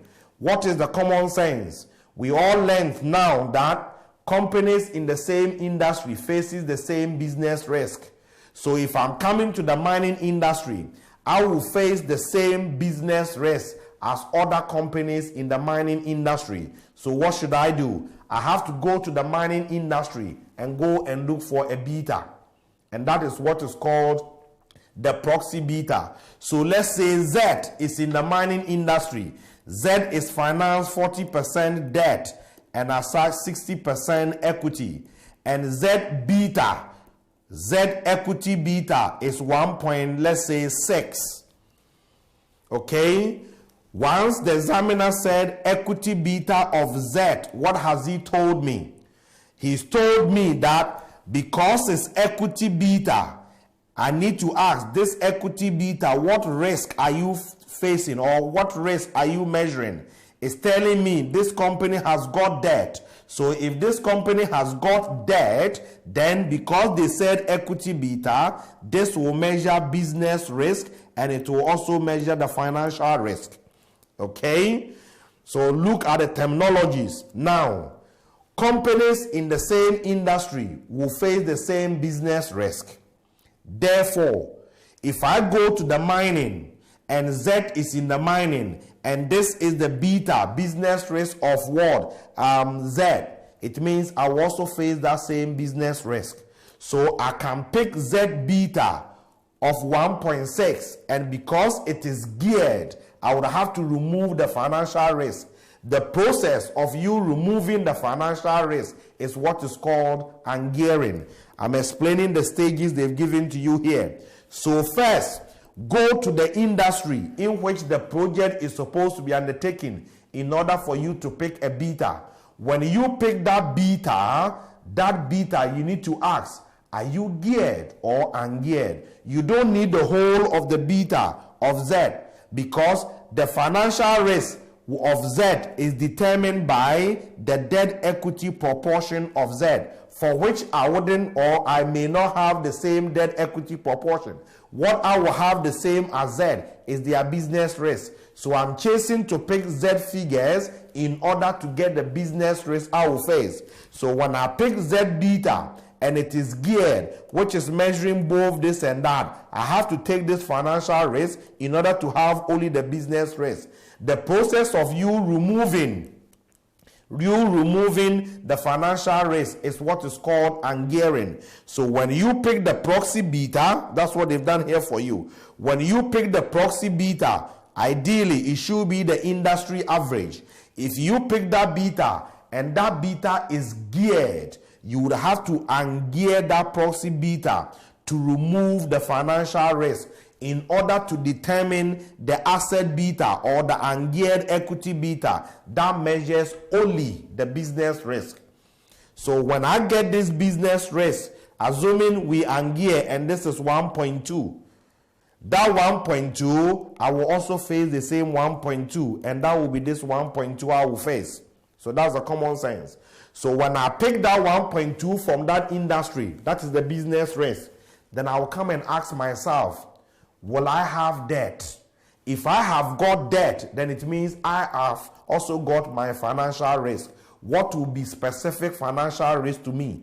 The reason why you pick Z is not because of its financial risk, only the business risk. That is what we have in common. But financial risk depends on each debt equity. So what is my debt equity? If I have got debt equity, then this 1.2 is not enough because it's measuring only business risk. As long as I have got debt, I have got financial risk. I would have to bring in that financial risk. How will I bring in that financial risk? I would have to gear this. That's why they say re-gear. So when I re-gear, and let's say I come and get 1.8, then that's the third stage here, re-gear. Re-gear the asset beta in accordance with your debt equity proportion. And when you re-gear, it will give me my business risk and my financial risk. Put it in the CAPM and then put it in the WACC. And that WACC is what is specific to the business and financial risk associated with the project, and that is what you would have to use to calculate the NPV. So watch out, the examiner might hide it and he will just tell you the WACC of the company is 15%, and most of them will just pick the 15% and go. You can pick the 15% only when both business and financial risk are not changing. The moment they will change, the WACC will also change. Because if you are going to do the project in the mining industry, the bank manager wouldn't say, bring your business proposal in your education industry. He wants the business proposal in the mining industry to assess the risk in the mining industry. Okay, so go there, go and get the beta to chase for the business risk there. Bring that business risk. Ask yourself, what is your financial risk? If you have got financial risk, re-gear it and bring that financial risk. Put it in CAPM and then you calculate the WACC. So I normally create a joke. It follows 5 stages: proxy, ungear, re-gear, and WACC it. Proxy, ungear, re-gear, and WACC it. Okay, proxy, ungear, re-gear, CAPM, and then you're going to WACC it. That is basically the case. So let's go then. We take this example to illustrate. Okay, Hotalot PLC produces domestic electric heaters. The company is considering diversifying into the production of freezers. Okay, once we are diversifying, business risk is changing. And we know either business risk changing or financial risk changing or both changing. WACC should change. Okay, data on 4 listed companies in the freezer industry and Hotalot are shown below. FreezeUp, Glowcold, Shiver All, Top Piece, and Hotalot, fixed asset, working capital, financed by bank loans, ordinary shares, reserve, turnover, earnings per share, dividend per share, price earnings ratio, beta equity. The par value per ordinary shares is 25p for FreezeUp and Shiver All, 50p for Top Piece, and £1 for Glowcold and Hotalot. Corporate debt may be assumed to be almost risk-free and is available to Hotalot at 0.5 above the Treasury bill rate, which is currently 9% per year. Corporate taxes are payable at a rate of 35%. The market return is estimated to be 16% per year. Hotalot does not expect its financial gearing to change significantly if the company diversifies into the production of freezers. Estimate what discount rate Hotalot should use in the appraisal of its proposed diversification into freezer production. Corporate debt is often assumed to be risk-free. Explain whether this is a realistic assumption and calculate how important the assumption is likely to be to Hotalot estimate of a discount rate in it should be A above. For this purpose, assume that Hotalot and 4 freezer companies all have a debt beta of 0.3. The lecture note is just trying to bring in case they give you debt beta, what the situation will be. It's not likely anyway, but we want to put you in a position where whatever the examiner will do, you should be comfortable. Discuss whether systematic risk is the only risk that Hotalot shareholders should be concerned with. Obviously, they shouldn't be concerned with only systematic risk. They shouldn't be concerned with only systematic risk. Why? Because if you remember, we said that CAPM assumes that the investor should be rational. And when the investor is rational, then the investor will have a well-balanced portfolio and all the unsystematic risks will be eliminated. So we said the unsystematic risk will be eliminated at this point. And from this point onwards, we are fully diversified. How many different investments should I combine in my portfolio to say the unsystematic risk is fully eliminated? I wouldn't know that.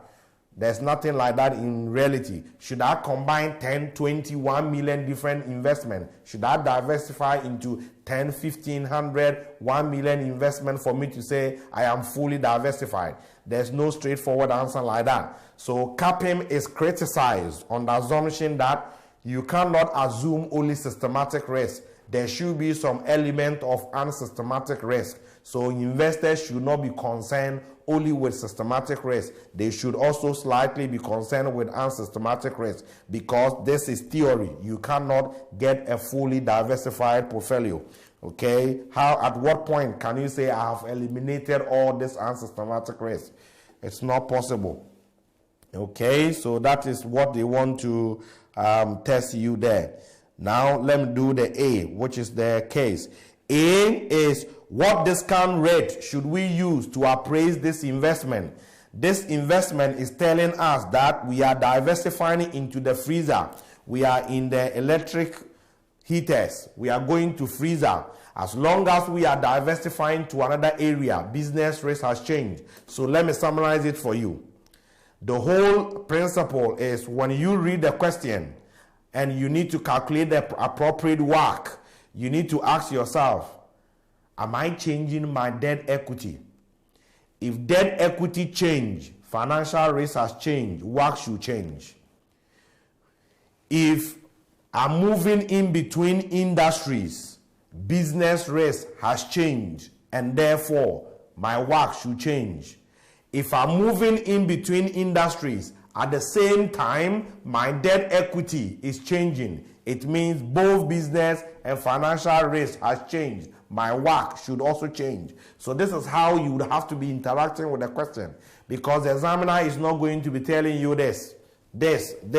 You read the question and you have to get a picture of it. The moment you see your debt equity changing, financial risk is changing. The moment I see I'm moving in between industries, my business risk is changing, because the assumption here is that companies in the same industry facing similar or same business risk. So if I'm doing A and I'm moving to go and do something B, business risk has changed. Whilst I'm doing the B, is it going to be is B going to be financed? That will change my debt equity. If that is the case too, my financial risk has also changed. I will need to use the new debt equity. So we're going to apply the principle here to calculate the WACC here. Follow the stages. First, you need beta from the industry in which the new project will be undertaken, because you have to go and chase a business risk in that industry. Ideally, you need the industry world average. According to the question, these 4 companies are in the freezer industry. Hot-A-Lot is not there, so leave it out first. These 4 are in the freezer industry. Therefore, I will need their betas. So I will pick their betas. What is the examiner saying? Saying equity beta. If they say equity beta, it could be geared or ungeared depending on the company. Is the company all equity, or is the company having debt? If the company is having debt, because they're having bank loans here, if the company is having debt, that company is geared, and as such their equity beta is geared. So all these betas here are geared. If they are geared, we want the average. So we're going to say this plus that plus that plus that divided by 1, 2, 3, 4. That gives us the average. So if you go down there, you see each trend. Okay, you see each trend. So the average beta is this, which is 1.175. Once is the average beta 1.175, and all that equity beta were geared. So this is geared. If this is geared, it's measuring the whole industry business risk and the whole industry financial risk. Am I interested in the whole industry financial risk? No. What I'm interested in is only the business risk associated with the industry. So what should I do? This geared beta is supposed to be what? Ungeared. If I have to ungear it, I have to use the debt equity. We need that formula. I need the debt equity of the industry. I need the debt equity proportion of the industry. What will be the debt equity proportion? Now go to the question. Go and look for all the companies in that industry. What is their debt and what is their equity? If you go to the question, you see here that all of them are having bank loans. So the bank loans, this plus that plus that plus that is what is giving you the total industry debt. And when you sum it up, okay, that is what we sum down there, and then we give you the total value of the debt. Okay, so that is the debt figures in there. What is 40.1? I've got that because I need the formula. The asset beta is equals to the equity beta geared, equity over equity plus debt, 1 minus T. We are assuming debt is virtually risk-free, so debt beta is 0. So giving me this 1.175, I need the equity of the industry, I need the debt of the industry in order to get the asset beta of the industry. That is the whole principle. Okay, so I've got the debt of the industry. I also need the equity value of the industry, market value. So let's go. We all know equity market value is the market price multiplied by number of shares. If you come here to the balance sheet given, they said ordinary shares, these are nominal values in pounds. Okay, if they are in pounds and you need a number of shares, you have to divide by the nominal value per share, and they gave it to us here. The par value of ordinary shares is 25 for freeze up. So when I pick freeze up of 4,000, I have to divide by 25p. Shiver all, when I pick shiver all of 3.5, I need to divide by 25p again.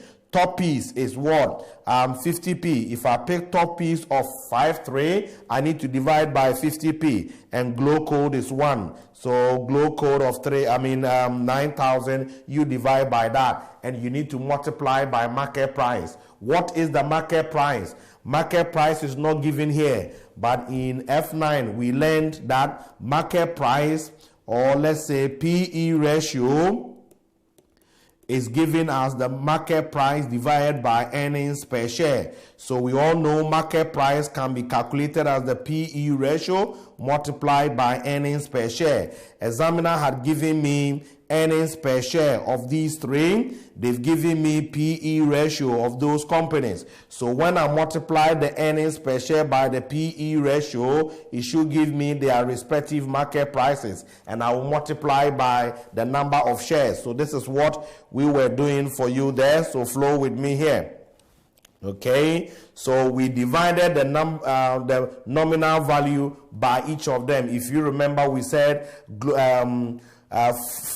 freeze up, their nominal value was 4,000, and we had to divide by 25p, and that is what gave us the 16. You multiply by earnings per share and the PE ratio, that gives you the market price, and that total will give you the market value. So that is what they did to calculate the market value of all the equities for the companies. Having got the market value for the industry, having got the market value of the debt, can I put it in the asset beta formula? Okay, so we got the 1.175 multiplied by the equity plus the debt, and then 1 minus the tax rate, and you will bring yourself to 1.035. This is the asset beta of the industry, and asset beta, as we said, measures only business risk. So it means companies in that industry, all of them face business risk of 1.035.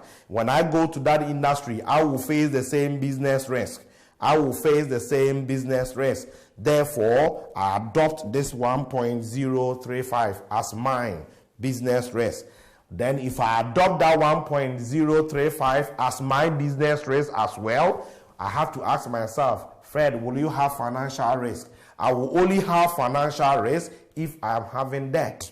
Okay, am I having debt? Let's go to the question.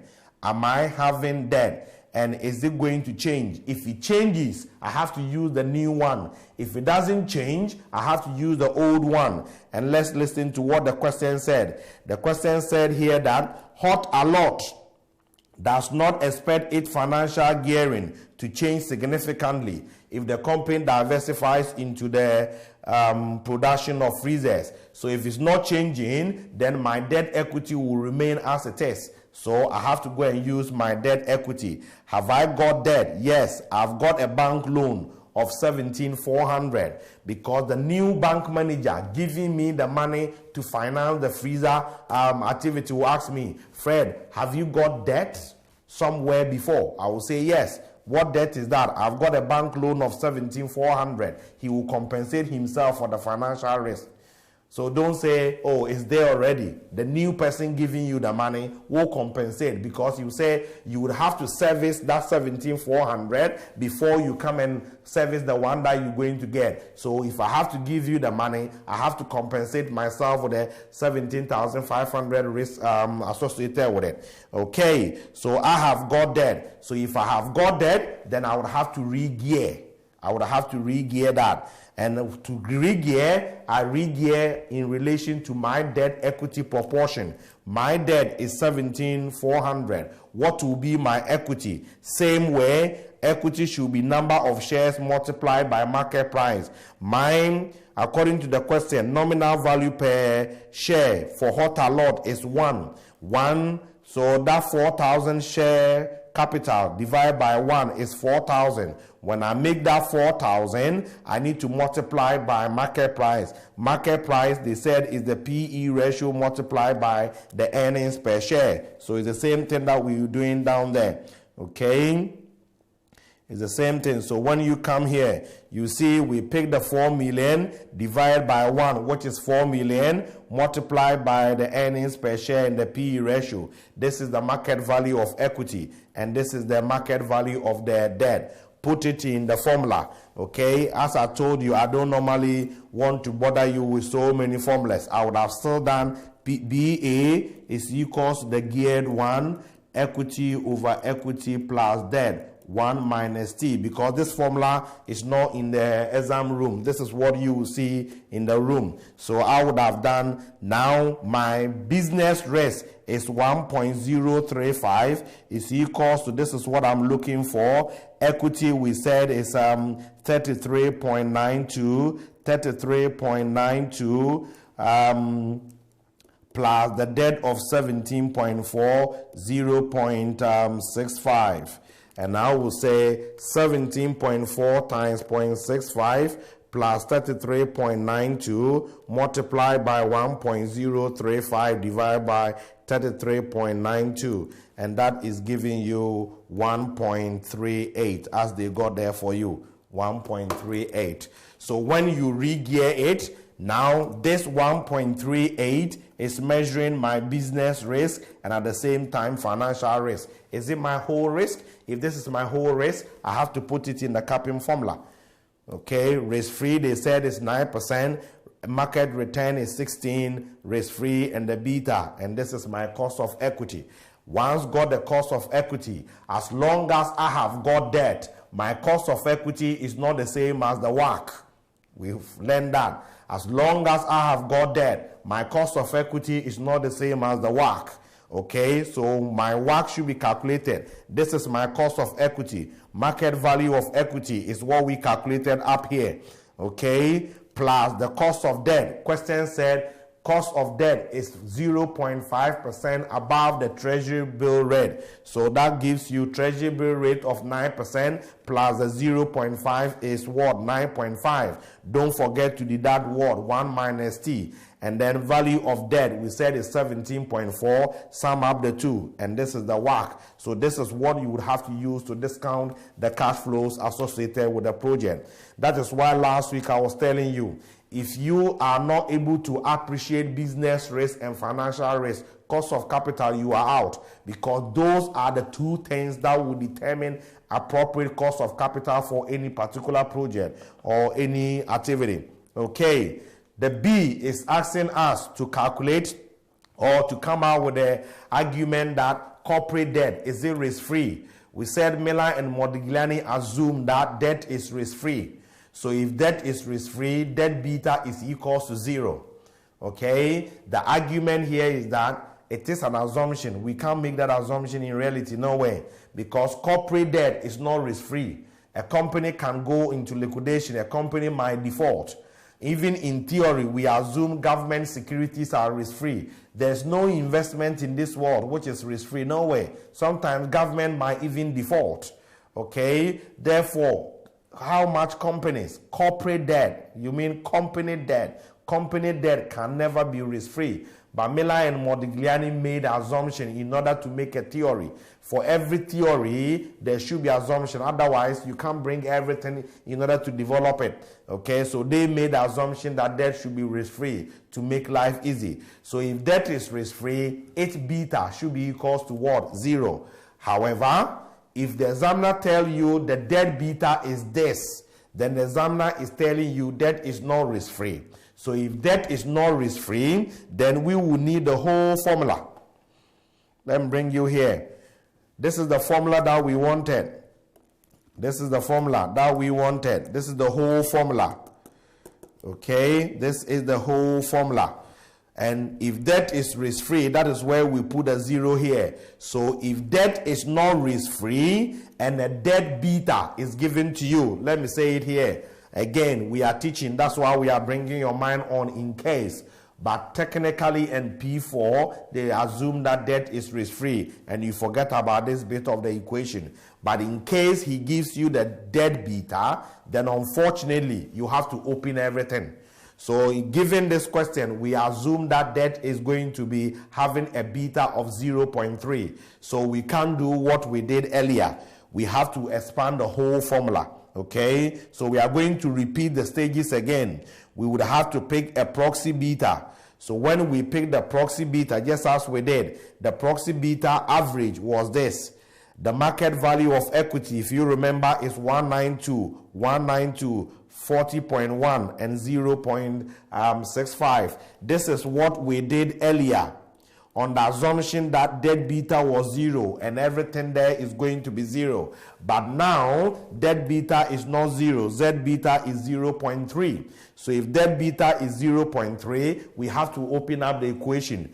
Okay, so it's going to be plus the debt beta, debt value, 1 minus t, market value of equity, debt value, and 1 minus t. When you solve that equation, you come and get the new asset beta.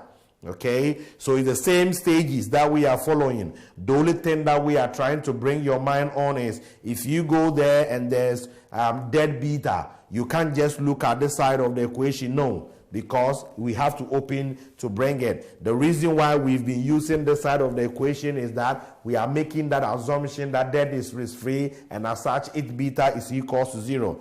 If you get that asset beta, what do? Because our company is having debt, we would have to re-gear it. And to re-gear, we need the same formula. So this is what we say, the asset beta is the 1.07. Equity beta geared is what we're looking for. Our market value of equity is this, equity. Our debt value, tax, then plus the debt beta coming again. We are not discarding that part of the equation. And then the debt effect, and then equity and the debt. When you solve it, you come and get a 1.327. And this will measure my business risk and financial risk. Put it in the CAPM formula to get your cost of equity. Put it in the WACC. So what the B is just trying to bring your mind on is what I said, which is basically trying to tell you if they give you a debt beta, don't discard the other part of the equation. Bring it as part of it. But if debt beta is not given to you, assume it's equals to 0 and forget about that bit. Okay, so our time is up. So I'm going to tell you to go through this again, which is even good for us, because when I come in next week, I am going to pick it from WACC of combined activities. And that is the same as, more or less, the same as what we've just done. So master that bit so that when I see you next week, we pick it from here and we go to APV. I know we are still behind because of chapter number 2. Well, that was very demanding. So that is basically our calculation of WACC. And my conclusion is, you would have to check, is business risk changing, financial risk changing? That is the whole argument. If none of them is changing, then we need our normal WACC. If the business risk is changing or financial risk is changing or both are changing, our normal WACC or our current WACC will not be appropriate. We need a WACC that will be specific to the new business and financial risk. So now go through that. Also look at the situations where you would have to use Miller and Modigliani prepositions, or situations where you would have to use this geared and ungeared B test. If the question gives you B test, then you are using the geared and ungeared B test. If the question gives you cost of equity or WACC, then you are thinking of the prepositions. Any situation you have to change between geared and ungeared. It's either preposition or the geared and ungeared B test. The whole answer is which one is given to me. If you've given me B test, simple, geared and ungeared B test. If it's giving me cost of equity and WACC, go to prepositions. When you understand them well, I'll bring the two of them together for you if you want, because I can use this, get this one and put it there. Instead of me re-gearing, I will take the beta ungeared. If I take a beta ungeared and I put it in the capping formula, it will give me cost of equity ungeared. And we all know cost of equity ungeared is the same as WACC ungeared. So if I wanted the WACC, once I've got the cost of equity ungeared, it's WACC ungeared. So if I need the WACC of geared, I can put it in the preposition 3 straightforward, and it will give me the same answer. I don't have to go and do re-gear, capping, and WACC again. No. So if you understand them, you can bring all of them together. But if it is not all that okay, then I will advise you stay. I'm doing preposition way, or I'm doing the geared and ungeared beta way. So I would have to thank you very much. But our conclusion here will be that we should know how to calculate project-specific cost of capital, and I'll do the WACC of combined next week, and we'll pick the adjusted present values. So thank you very much for your time. Any questions that you might have whilst you are learning, you will be able to send them through the email. So thank you very much for your time.